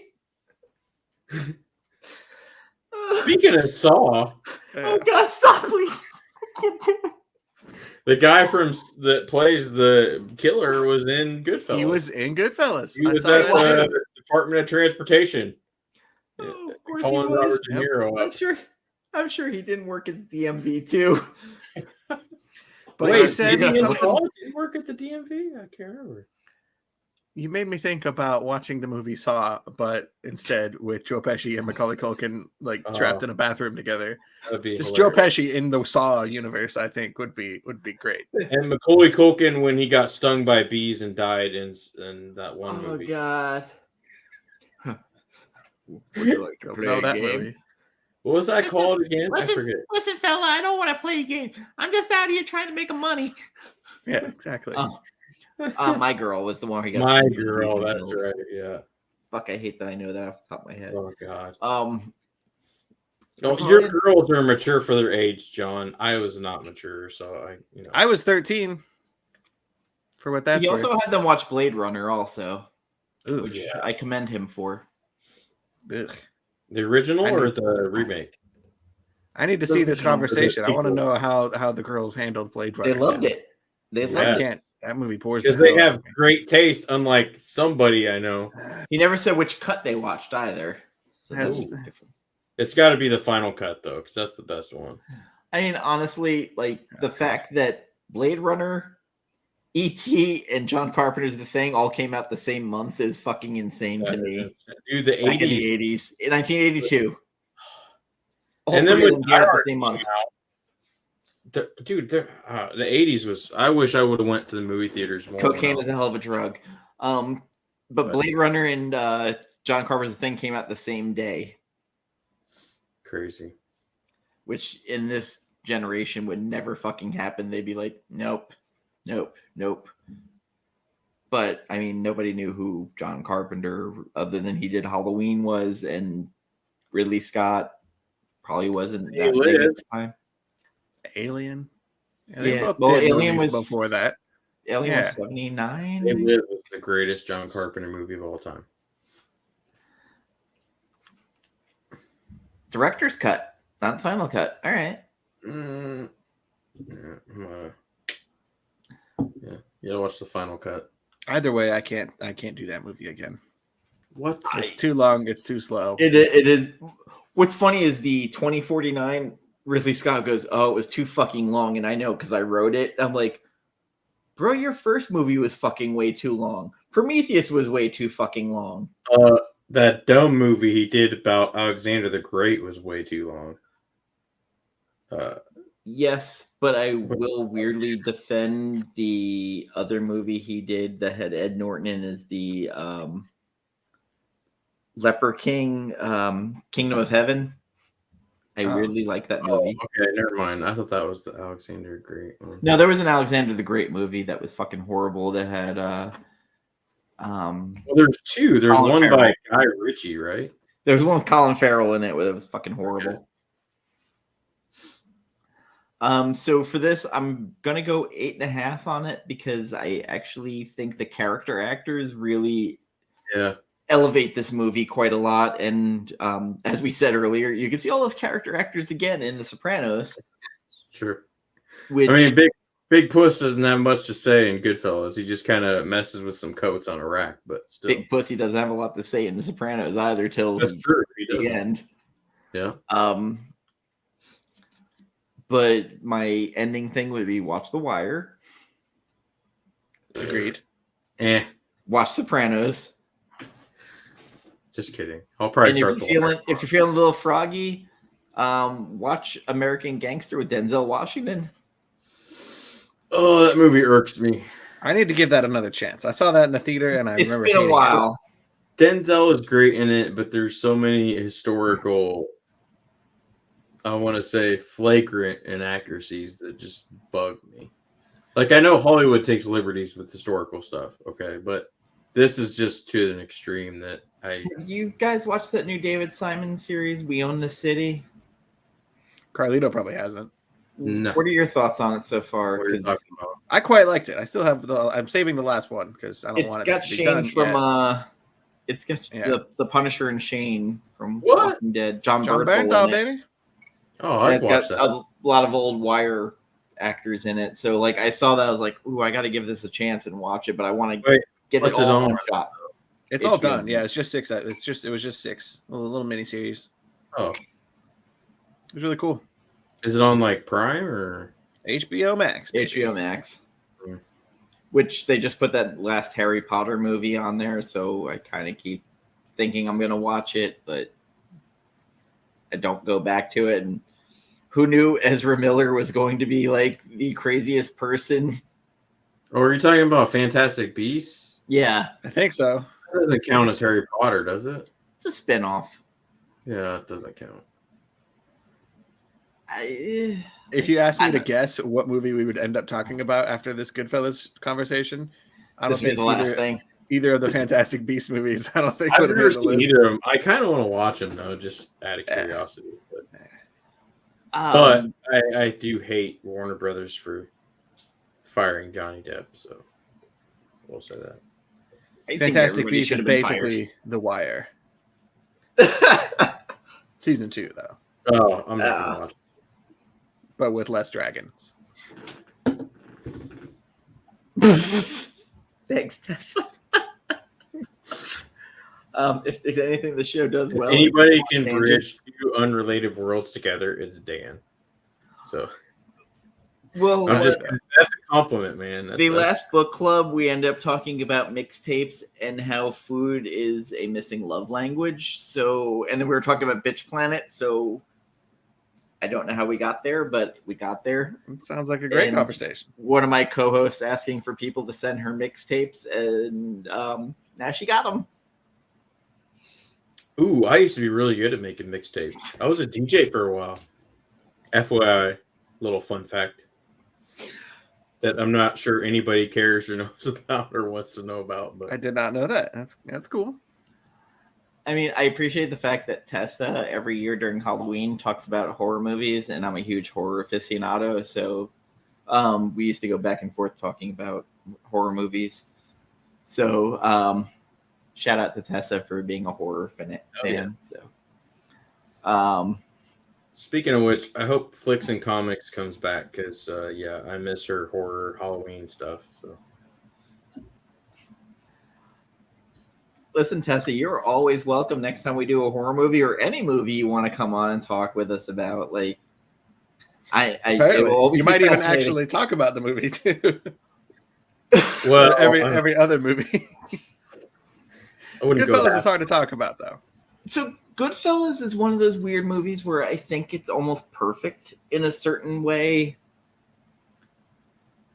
To a degree. Again, there's so many great actors in it. It's hard to pick at something, and we kind of talked about our favorite parts. What's your least favorite part?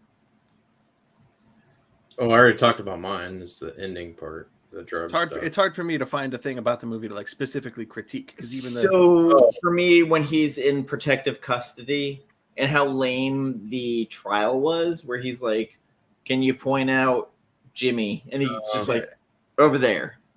Yeah, it's just so blah. And I thought that was a cop out. I would have liked to see more of the trial because I felt it would have gotten more heated.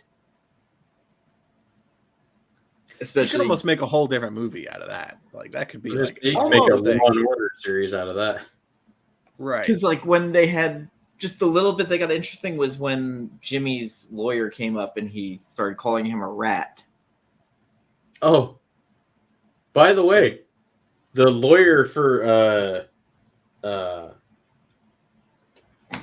Henry when he gets breaks his cherry the first time. Yeah. That's the old guy from The Sopranos that's in that nut house or whatever that they go see to try to have the hitman guy, the blind guy? The blind guy. Yeah. I knew I recognized him. Yeah.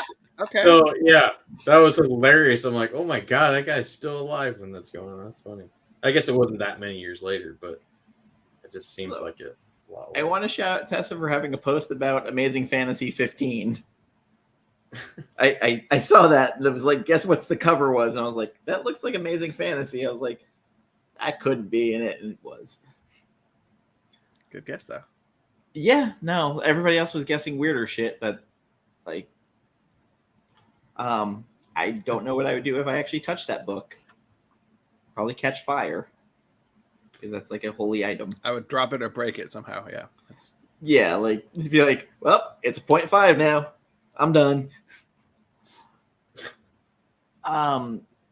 Okay, so here's if you liked Goodfellas, what movie or series would you recommend?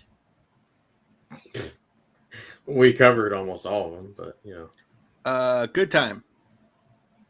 I'll take another time to mention the Safdie brothers and Good Time and Robert Pattinson. Yeah, Robert Pattinson. I've never watched that. I actually enjoyed that better than the Batman. Same. What? It feels very Scorsese. Like the Safdie brothers are like all on my mind right now. Always. Wait, what did you just say? I think I might agree with you. The Batman is a great movie, and it's my favorite Batman movie. But you enjoyed Good Time more? I love Good Time, man. I think you have to be able to detach yourself saying this is this genre of movie, but maybe not. Right. That's what I call my Ryan Johnson defense. where I think Brick is a fucking masterpiece, and then you kind of get the other stuff. That's another one. Didn't he do The Last Jedi? He did. He took a lot of chances, and I kind of think it was bold of him to do that. Yeah. Do I agree with some of those chances? No.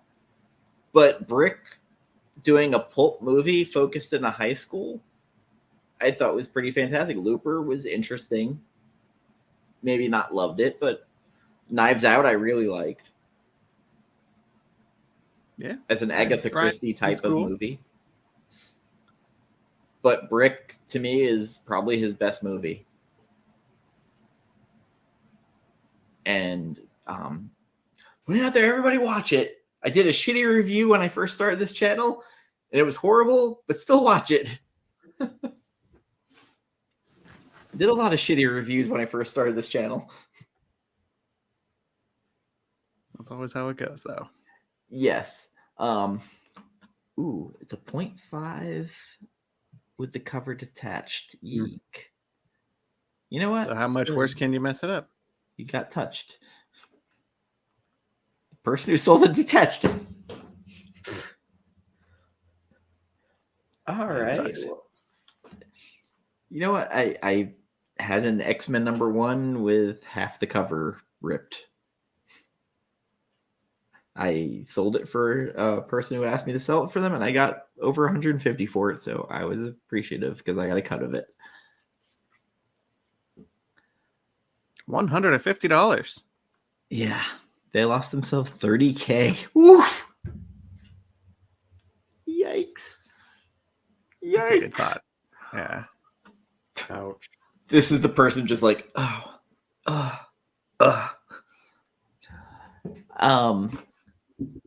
So yes, Suicide Kings for mob stuff, I think is interesting, but mainly because Christopher Walken is such an interesting actor when he starts doing stuff. There is also the actual real version of The Departed called Infernal Affairs. That, according to John's Comics with Kids, is the John superior loves version. Yeah. Is that the European version or something? It's the Japanese version or I think Korean it's Chinese. version. Chinese. Oh, that's right. Yeah. There is a movie called I Saw the Devil. That's not really mob, but it is a serial killer who is released from prison who assaulted a cop's sister. The cop had knocked him out in prison and put a tracking chip in the guy's tooth. So every time the guy's about to do a violent crime, this cop comes out of nowhere and starts beating the shit out of him. Eventually, the killer finds out that he's got this chip in him, and he starts kind of fucking with the cop. It is a Korean action film, and I really liked it. There is also, I would put The Raid 2 as a mob movie almost. What did you say, Carlito? What was your Goodfellas adjacent thing?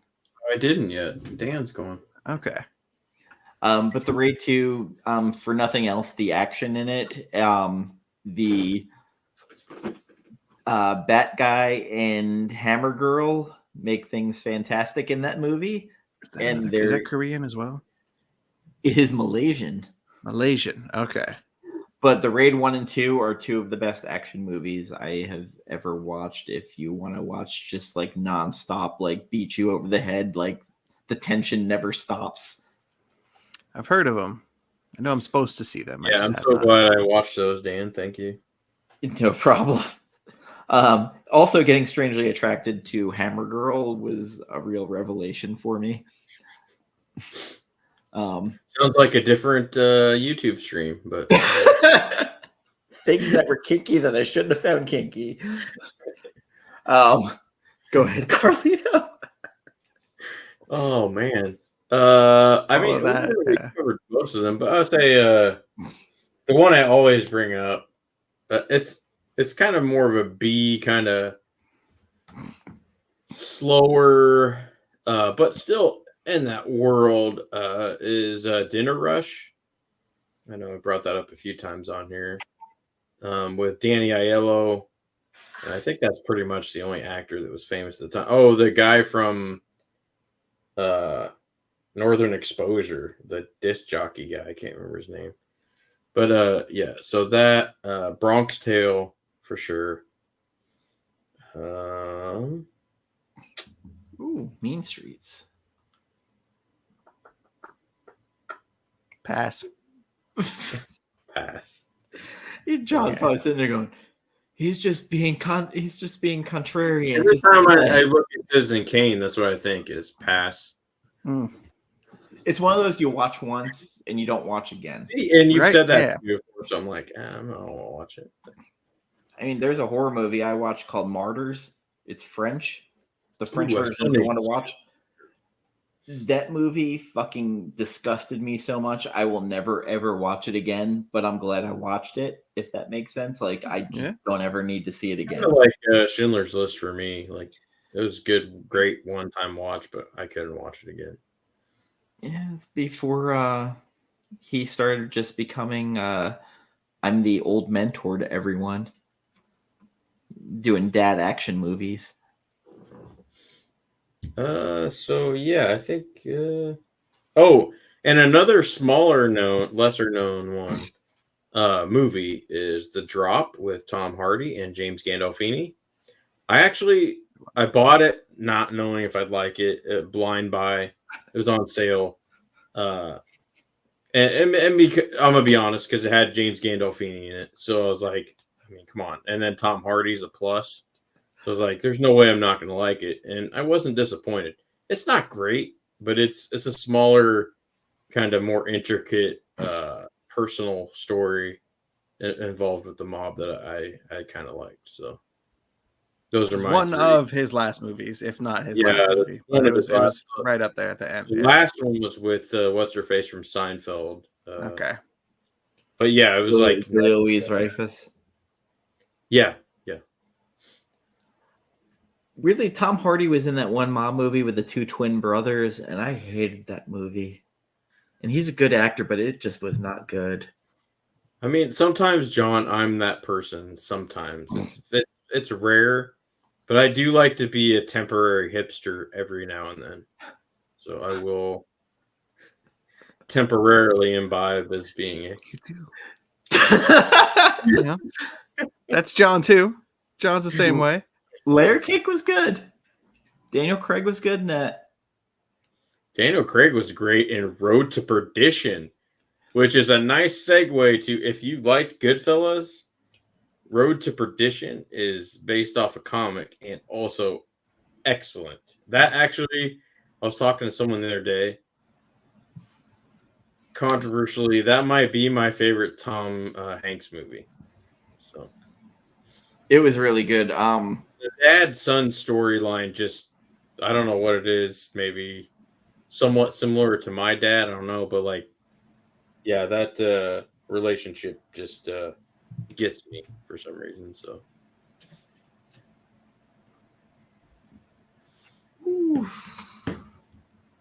would you because I saw someone's post in Instagram and seeing some replies from people in the community, and I'm staying away from it. Regarding just checking his Instagram, in the middle of the show. It's not. It's Jen's Instagram, and it's had something going on recently, and someone in the community posted something on comments, and I'm staying the fuck out of it. Yeah. So yeah, should be checking Instagram during that, but it popped up. Ryan, what are your movies? Yeah, Ryan. I'm saying Good Time, man. That's what I'm saying. As far as like a good pick, I will say.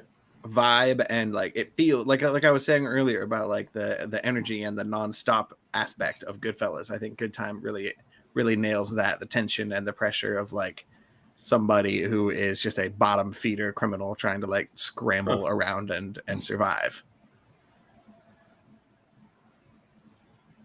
I get into the weird thing, like, is Henry Hill a bottom feeder, or is he somewhere in like middle of the pack? I think he started out as a bottom feeder for sure. I think again, this is through his point of view, so like he thinks he's a big fish. I think he was more, I mean, maybe upper tier, bottom feeder. Because it's weird because everything's from his point of view. So it's definitely not part of the life as far as like officially and whatnot. But right, he's an associate the whole time. Right. He's just like he might be a little better off than some other unmade for sure. Absolutely. One of the lines that got me in this is they shot Tommy in the face to make sure his mother couldn't have an open casket.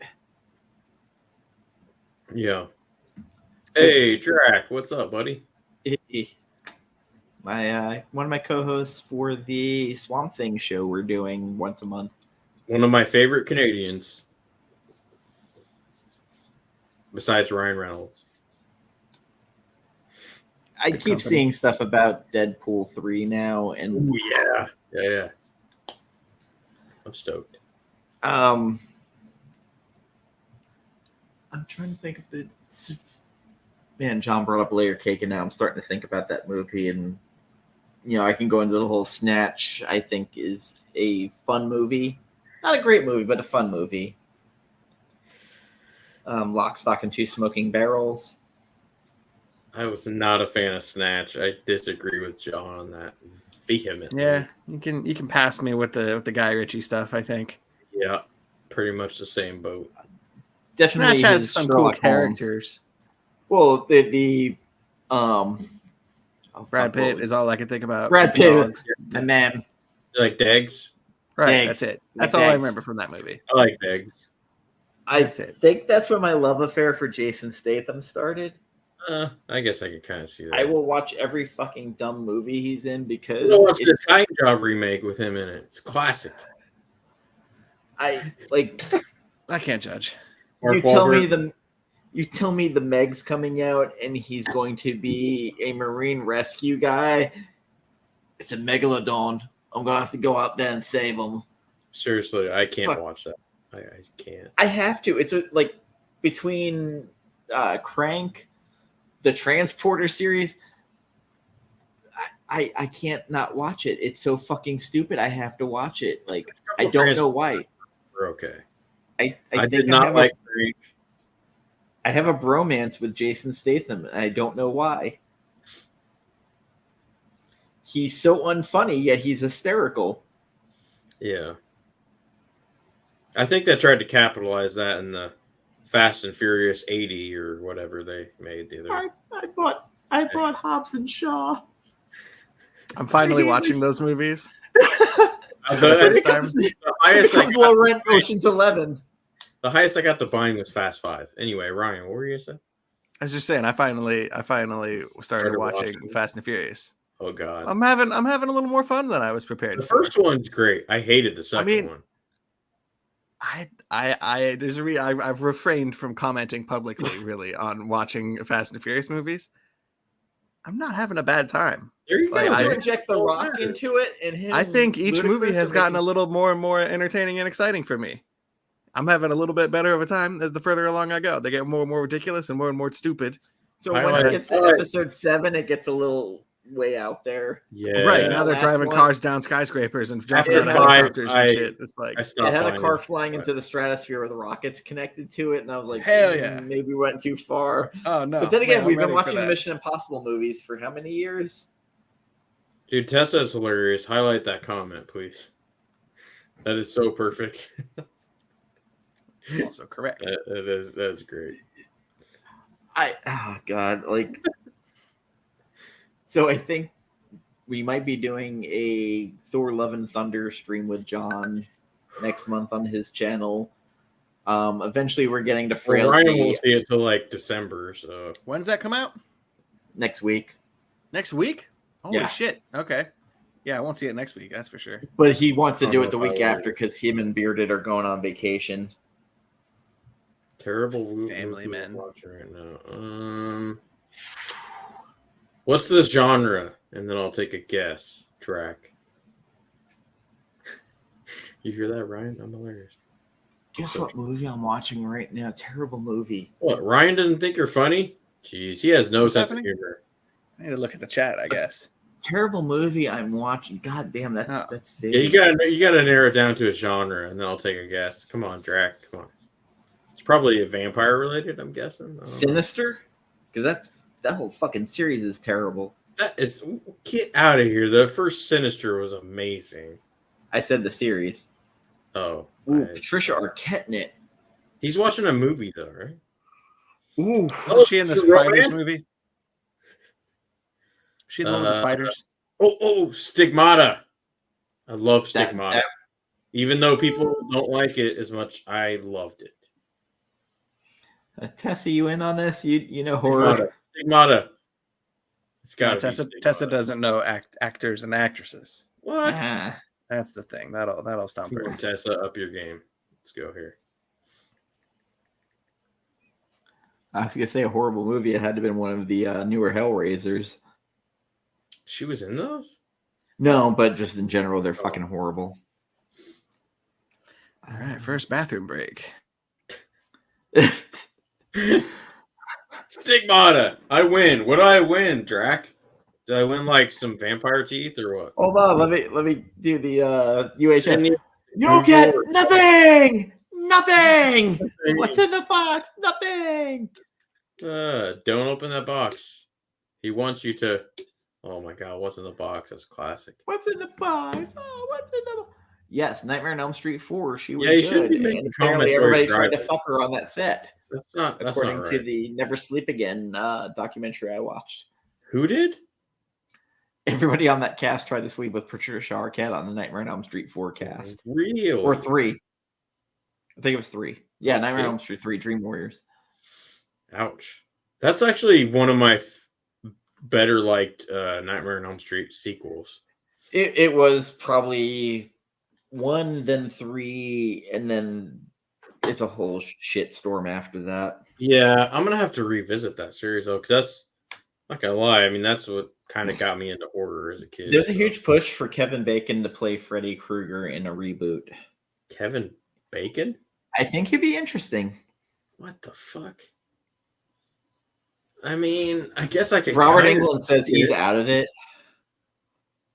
I can kind of see that a little bit. A little bit. I mean, I liked him Unhinged and Stir of Echoes. That was so good. Underrated, I think. Yes, very underrated. That TV series he had on Netflix, The Following, I think.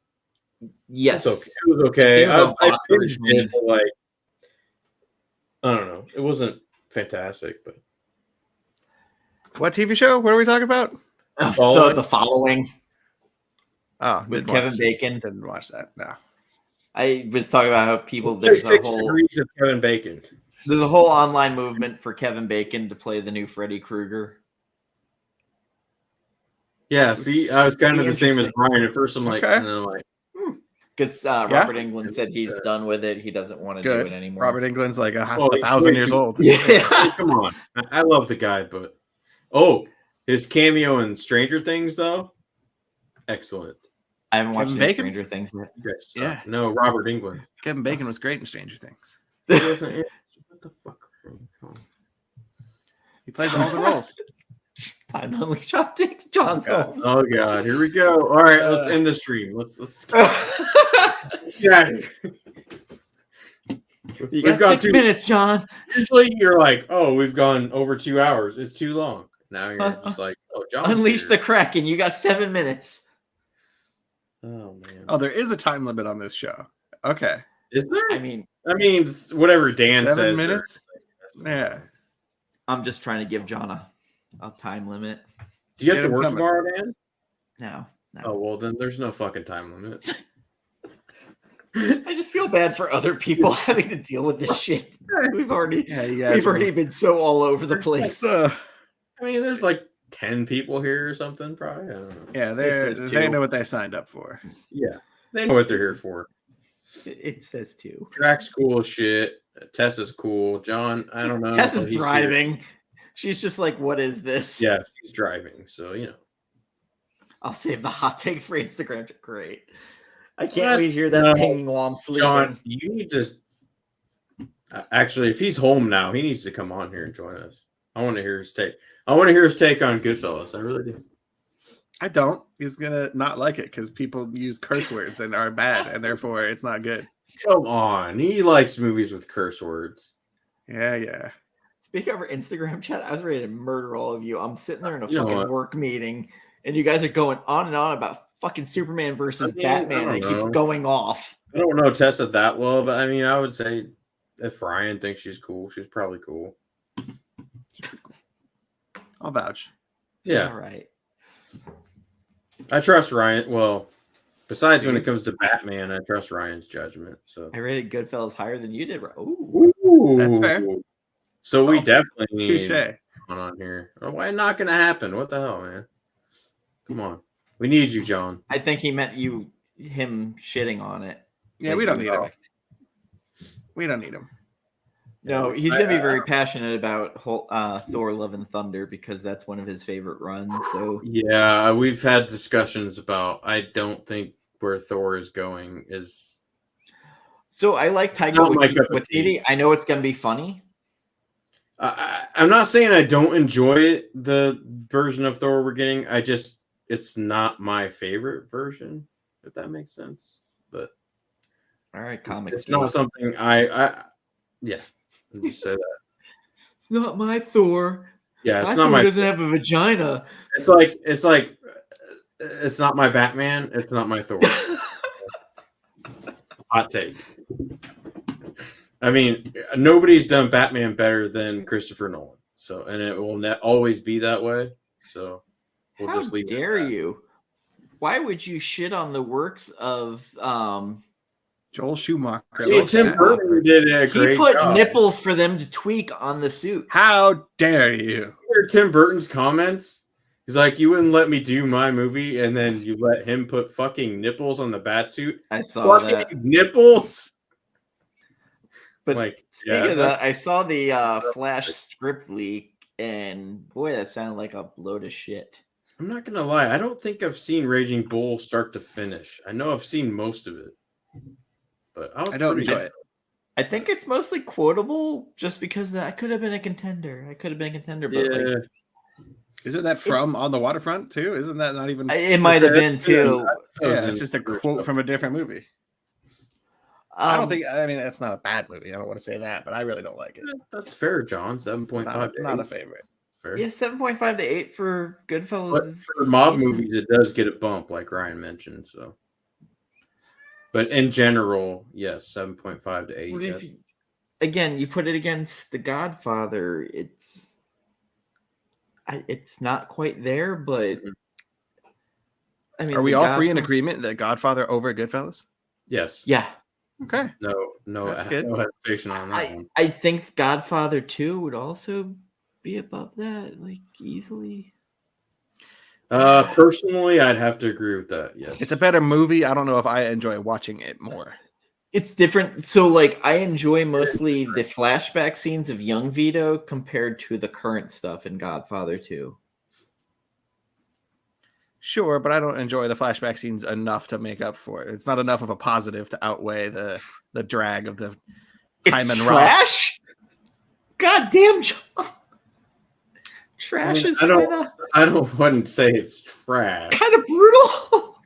I mean, did you have a few wines tonight? What's going on? He just went out for a little drink and drive real quick and then come home. Just a quick spritzers. A few non-alcoholic wines, and he's losing. Color of Money was good. Color of Money was very good. I mean, is that Scorsese? What the hell even is that? Yeah, it's Paul Newman and Tom Cruise. It's the Pool Hustler movie. Martin Scorsese? Yep. Speaking of Paul Newman, Road to Perdition. That's all I'm gonna say. Godfather Near Perfection. It actually is in a lot of ways. In life lessons, corporate world lessons, like you could take a lot of stuff from that movie. Not just leave the gun, take the cannoli. History, yeah. Leave the gun, take the cannoli. That's the best lesson you could ever learn. And a perfect cannoli with no chocolate, because I'm allergic to it, is the perfect cannoli. God, that sucks, dude, because I love cannoli. And I can't imagine it without chocolate. I really can't.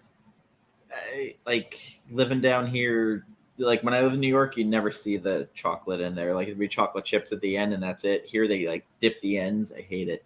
Yeah, it's just the ends. I don't know about chocolate chips. I've never had that version. But... You hit the 2-hour limit. No. Technically, I mean, you're West Coast, so we're still only at 1 hour, right? So. Yeah. That was a stretch. That's I don't know what that very was. much a stretch. I want to thank everybody who hung in there with us. I wasn't expecting us to go off the rails like real early and continue it. Even I was. Yeah. You know what you're getting into here. Yeah. But we talked about movies, so we did do that. We didn't go off the. Yes. We talked about movies. And Italian heritage and lots of other stuff. That's true. Math does work differently in Carlito's house. Good night, Tessa. Thank you for joining us. Like I usually take whatever it says on the scale and I divide it by 2. So that's how. So what you will learn from this is you need to watch The Godfather. You need to watch Sopranos. Then you need to watch The Wire. All the seasons. Backwards. You're backwards. I would start with The Wire. No. Yeah. Then I feel like Sopranos will lead you into The Wire real well of like long form. Carlito's seen it enough. I mean, Carlito's a different. You can never watch The Sopranos enough. Come on. Fair. Man. With The Wire, I will say The Wire has more to uncover on a rewatch. Oh, I bet it does for sure. Yeah, especially with the political stuff. But The Wire, for one, it's based off of real shit that was going on in Baltimore at the time. So, like, yes, it's fictional, but it's barely fictional. It's like real shit that was going on with names added. So what you're saying is I have to re-sign up for HBO Max so I can watch the rest. I would just to binge all of it. And also in general, just because it's the only good streaming platform. There was a book written by the writer of The Wire about what was going on in Baltimore that is out in bookstores that you can find or Amazon. That basically, if you read that, you've basically read what's going on in The Wire, at least for the first season, of all the corruption going on between the police force, the government's office, and the high crime in the area. What is this blasphemy? You're talking about the US of A. We have no corruption in this country. Do we need to talk about the murder rate in Chicago right now? Because, you know... Okay. We just stop talking about all that shit. And if you want to just read about people killing people, there is a book called was it Murder in the White City? It's about the... Devil in the White City? Devil in the White City. It's by H.H. Holmes, who was the first mass murderer in America, who... There was a huge chase for him during the World's Fair of Chicago during the 20s. Fantastic nonfiction book that I would recommend reading if you get the chance. They were supposed to make a movie, and actually I think Leo was supposed to star in it for a while. Yes. One of the many things that his production team was going to buy on top of Akira, which sounded like a fucking horrible idea for him to do Akira. Because the last thing I need is Leonardo DiCaprio playing Kaneda. Right. Yeah. It's right up there with the Cowboy Bebop movie that almost came out with Keanu Reeves in it. Wasn't there a series that bombed recently? It just came out. It didn't bomb, but it just didn't hit with people. But Keanu Reeves playing in Asian... I saw a lot of uproar from the Twitter nerds on the Cowboy Bebop series. There's always going to be an uproar from Twitter nerds. It is what it is. I mean, I didn't know what they're talking about, so I was like, if there's an online presence, there's going to be an uproar about something. As we saw with every sexist asshole coming out of the woodwork about Thor, like they've never read a fucking comic. Oh my God, Lady Thor, fuck that. That's true. Oh my God, Black Captain America, fuck that. Yeah. It's weird. It's like there's racist and misogyny out there. Like, weird. Huh. The show hits different when you're not drinking. Right. Last time I was here, I was wasted as well. And then today I'm going mostly sober. Oh, boy. Energy drinks count, I apologize. I guess. No. I feel like I'm just sitting here observing you two and just like, okay, that's a good point. What do you say? Whereas if I'm drunk, I'll just be like, Batman, Heath Ledger, whatever. That's kind of what I did on the Batman stream. Yeah, same. I got a little sloppy. I fucked up during the Mask of the Phantasm stream where I text someone at 1 a.m. and they got real pissed at me. Oh shit! During the stream, and they're like, "Do you know what time it is?" I was like, "Nope." It's 1 a.m. I was like, "Ooh." I mean, Ryan can agree that's the best DC animated movie for sure. Sure. Yeah.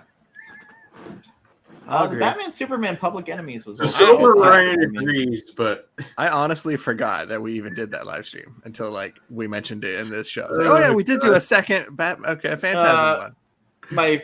My friend watched the Batman stream on John's channel, and she's like, "So what the fuck was the difference the second half from the first half?" She's like, "The first half was real civil, and then it got real ugly in the second half." I was like, "Alcohol." I didn't think it got ugly. I mean, it's civil, but it wasn't. The alcohol hit. Yeah. Bearded and you had a discourse that like was about the cuts that I was Ryan or me. You and Bearded. I rewatched that. I didn't think it was that bad. I need to rewatch it. No, but it was just like all of a sudden it took over. It was heated. 15 minutes. I mean, like, the Snyder cut's way better. What are you gonna say? I mean, come on. I'm not even a Snyder fanboy, and I still like it. What, you weren't one of the people who voted for Army of the Dead for Fans' Choice for the Oscars?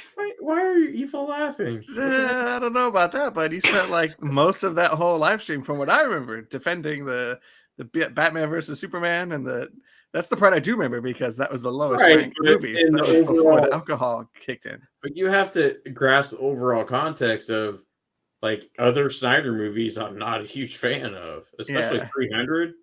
No. To be fair, there's a whole like chain on our chat about you defending it.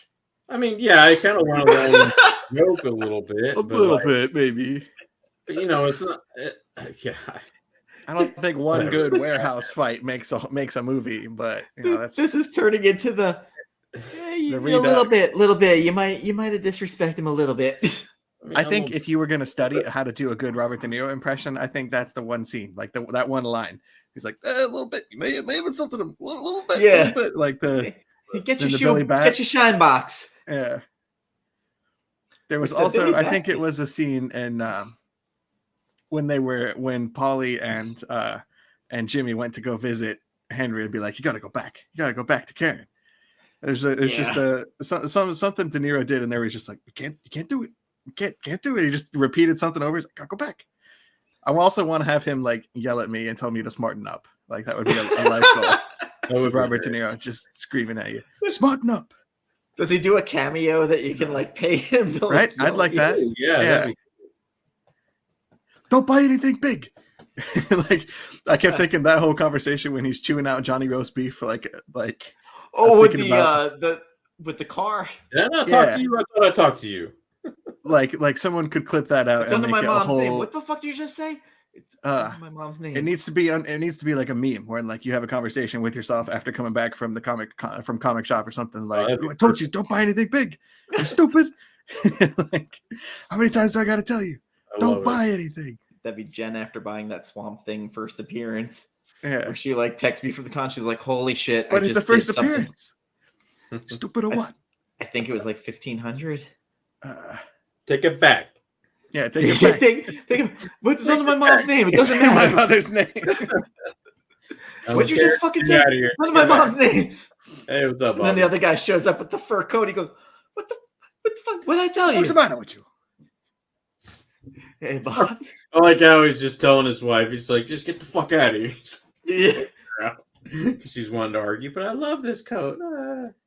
I want my money. And then he said something in Italian I couldn't make out, but I tried to every time. Just Maury going, well, I want my 20,000. I'm owed my money. Oh my god, fucking. And he kept telling like, hey, just back off. So many times the first time I saw that, like, this is when Maury's gonna get whacked. And it didn't happen. He was getting choked with a telephone cord. I was like, well, that's it for him. Yeah. Lucky You just guy. kind of knew early on he was done. I mean, to his credit, if it wasn't for him, they might not have pulled off that big heist. So. Well, Bobby, we are wrapping up. We've been all over the fucking map on this episode. So just a general route for us. Yeah, like I don't think we've ever really it's not as structured as Bearded and John, I've noticed. Well, they barely do their episodes anymore either. So plus, they always agree on everything together because they love each other. So secretly, but not that secretly either. I mean, so it's an open secret. It's Brokeback Comic Mountain. I'd watch. I can't quit you, Bearded. Oh, I'm gonna piss John off of this. No, he's never gonna. He's probably he's gone. He's gone. John's gone. That Screw weird that guy. scene where Bearded spits in his hand. That was you need to watch that movie again. Apparently, it's been a long time since I watched it, but that one hung with me. I need to. Oh my god. Carlito's facial expression just did it all for it. Thank you everybody for watching. I'm gonna call it quits here because I can't do this anymore. I concur. Carlito, they'll see us next time. You're doing the thing with Burke for we're gonna do. I mean, I don't know what date it's. Burke. I don't know if he's watching them. Yeah, I guess he's watching them every Friday. But he's a little ahead of me because I don't know because he's out of school right now. So yeah, he's got all day, and I don't get home till like 4 or 5. So, but yeah, so I don't. Is it 8 episodes this year? I think, but 2 of them are longer episodes, like feature length. So the last 2 are feature length. Okay, so. Ryan, I know you do kind of like your random hangouts, and then you have your Comic Tom show that you do. Correct. We have joked around about possibly doing The Last God in the future, which anybody who has not read Last God by Philip Kennedy Johnson and Riccardo Federici. Nope. It is one of the most amazing books I have read. The art actually matches the covers, I'll have to read which is rare. That is rare. So basically, if really good the Lord of the Rings Fellowship of the Ring fucked up and didn't kill Sauron, this is what this book would be. Okay. And they lied about finishing it, even though they know they didn't. And it all comes back to haunt them. It's got all kinds of good like fantasy shit in here too. It's not just like a comic. There's this is good. This is really good. It's a thick boy. Amazon, I got it for $29.99, which was on sale from what it was. It's only out in hardcover. $50 cover price on that. Is it available digital or no? Yes, 100% on digital. So the Erica Slaughter customized Pez. No? Did I? I don't know if I ever got one of those. What? I feel like that would be something I remember. I feel like you'd remember that too. Right? This is a big John Comics is a fan of this book. He's right occasionally. I'm not going to read it then. I just have to kind of sell it to the rest of the book club because it's an expensive book to buy. That's not that $29.99 for that big thick book. That's not that bad. Some people don't believe in buying from Amazon on my show. So I can't disagree with that. It's a thing. Not half price books, but in stock trades usually is a little bit cheaper. And I've been there forever. Should go check that out. Oh, that's probably why. It's probably sitting in a box somewhere in his apartment. I remember that was on an episode, wasn't it? I think I remember that one. Oh, either that or he kept it. That also could be too. Very likely what happens. I mean, I see him at shows all around the world now. Like people taking pictures with him at random shows. Right? So he's getting around. Him and You come to Bueller. shows in the Midwest at all? Does he come to shows in the Midwest? He was just in Dallas. That's not It's about halfway through the country. I don't know. I don't know how... the South, basically. He'll be all over. Yeah, I mean, C2E2 is probably the next big one in the Midwest. I'm not gonna lie. I think maybe the last Comic Karma I watched was at least a year or two ago. Oh, we haven't done them in forever. Okay. That's probably I do check out your Hangout sometimes, but I usually don't say anything because I'm too busy. But I'm usually at work. That's fair. Same as when Comic Talk Live is on. Like, the times Jen has asked me on Comic Talk, it's always like, I don't know, 2 hours before you guys are going live, and I'm like, well, I haven't read any of the books, so can't do that. Like, I could bullshit my way through it if I need to, or you're gonna get some weird hot takes about the series and not that book. Just be morphing into a whole thing at least. But just do it. I still laugh when her and I used to do that weekly show, because there was weeks like I was cramming right before the show would go on. I'd be like, I got 30 books done. I don't know how. It was sad. And then we did the drinking show, which was the worst fucking idea I've ever had. So my friend let me borrow the Dune book.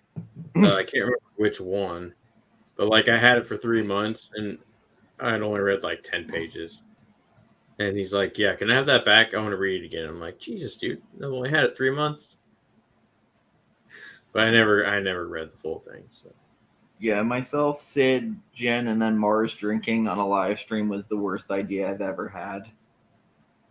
Like, real bad. Mars was drunk so fast and just it got ugly real quick. Which one? I think it was the Christmas episode. Because I know I saw one of them where... Yeah, we got drunk on Thanksgiving and then decided to do it again Christmas, and Christmas was the one where it was just like... I think I saw a Thanksgiving one for sure, but not... Yeah, it went downhill real quick. And then the Comic Queen came on and was live, but just wrapping presents live on air with us. Cool. Just because I love Nat, but like, she jumped on our Swamp Thing live stream and she was like, "Yeah, I didn't read the book. I'm just here." Sounds like me. Like, awesome. I read one of these. Yeah. I mean, I love Nat to death, but like, just I was like, okay, like, get the hell out. Coming on. I was just like, thanks for coming on. Like, she wasn't talking, and then she was like, "Yeah, I'm just very distracted." I was like, okay, like, I love you to death, but like, maybe just say no. Jesus Christ, that's way off topic. Further off topic. Okay, so we're gonna end this.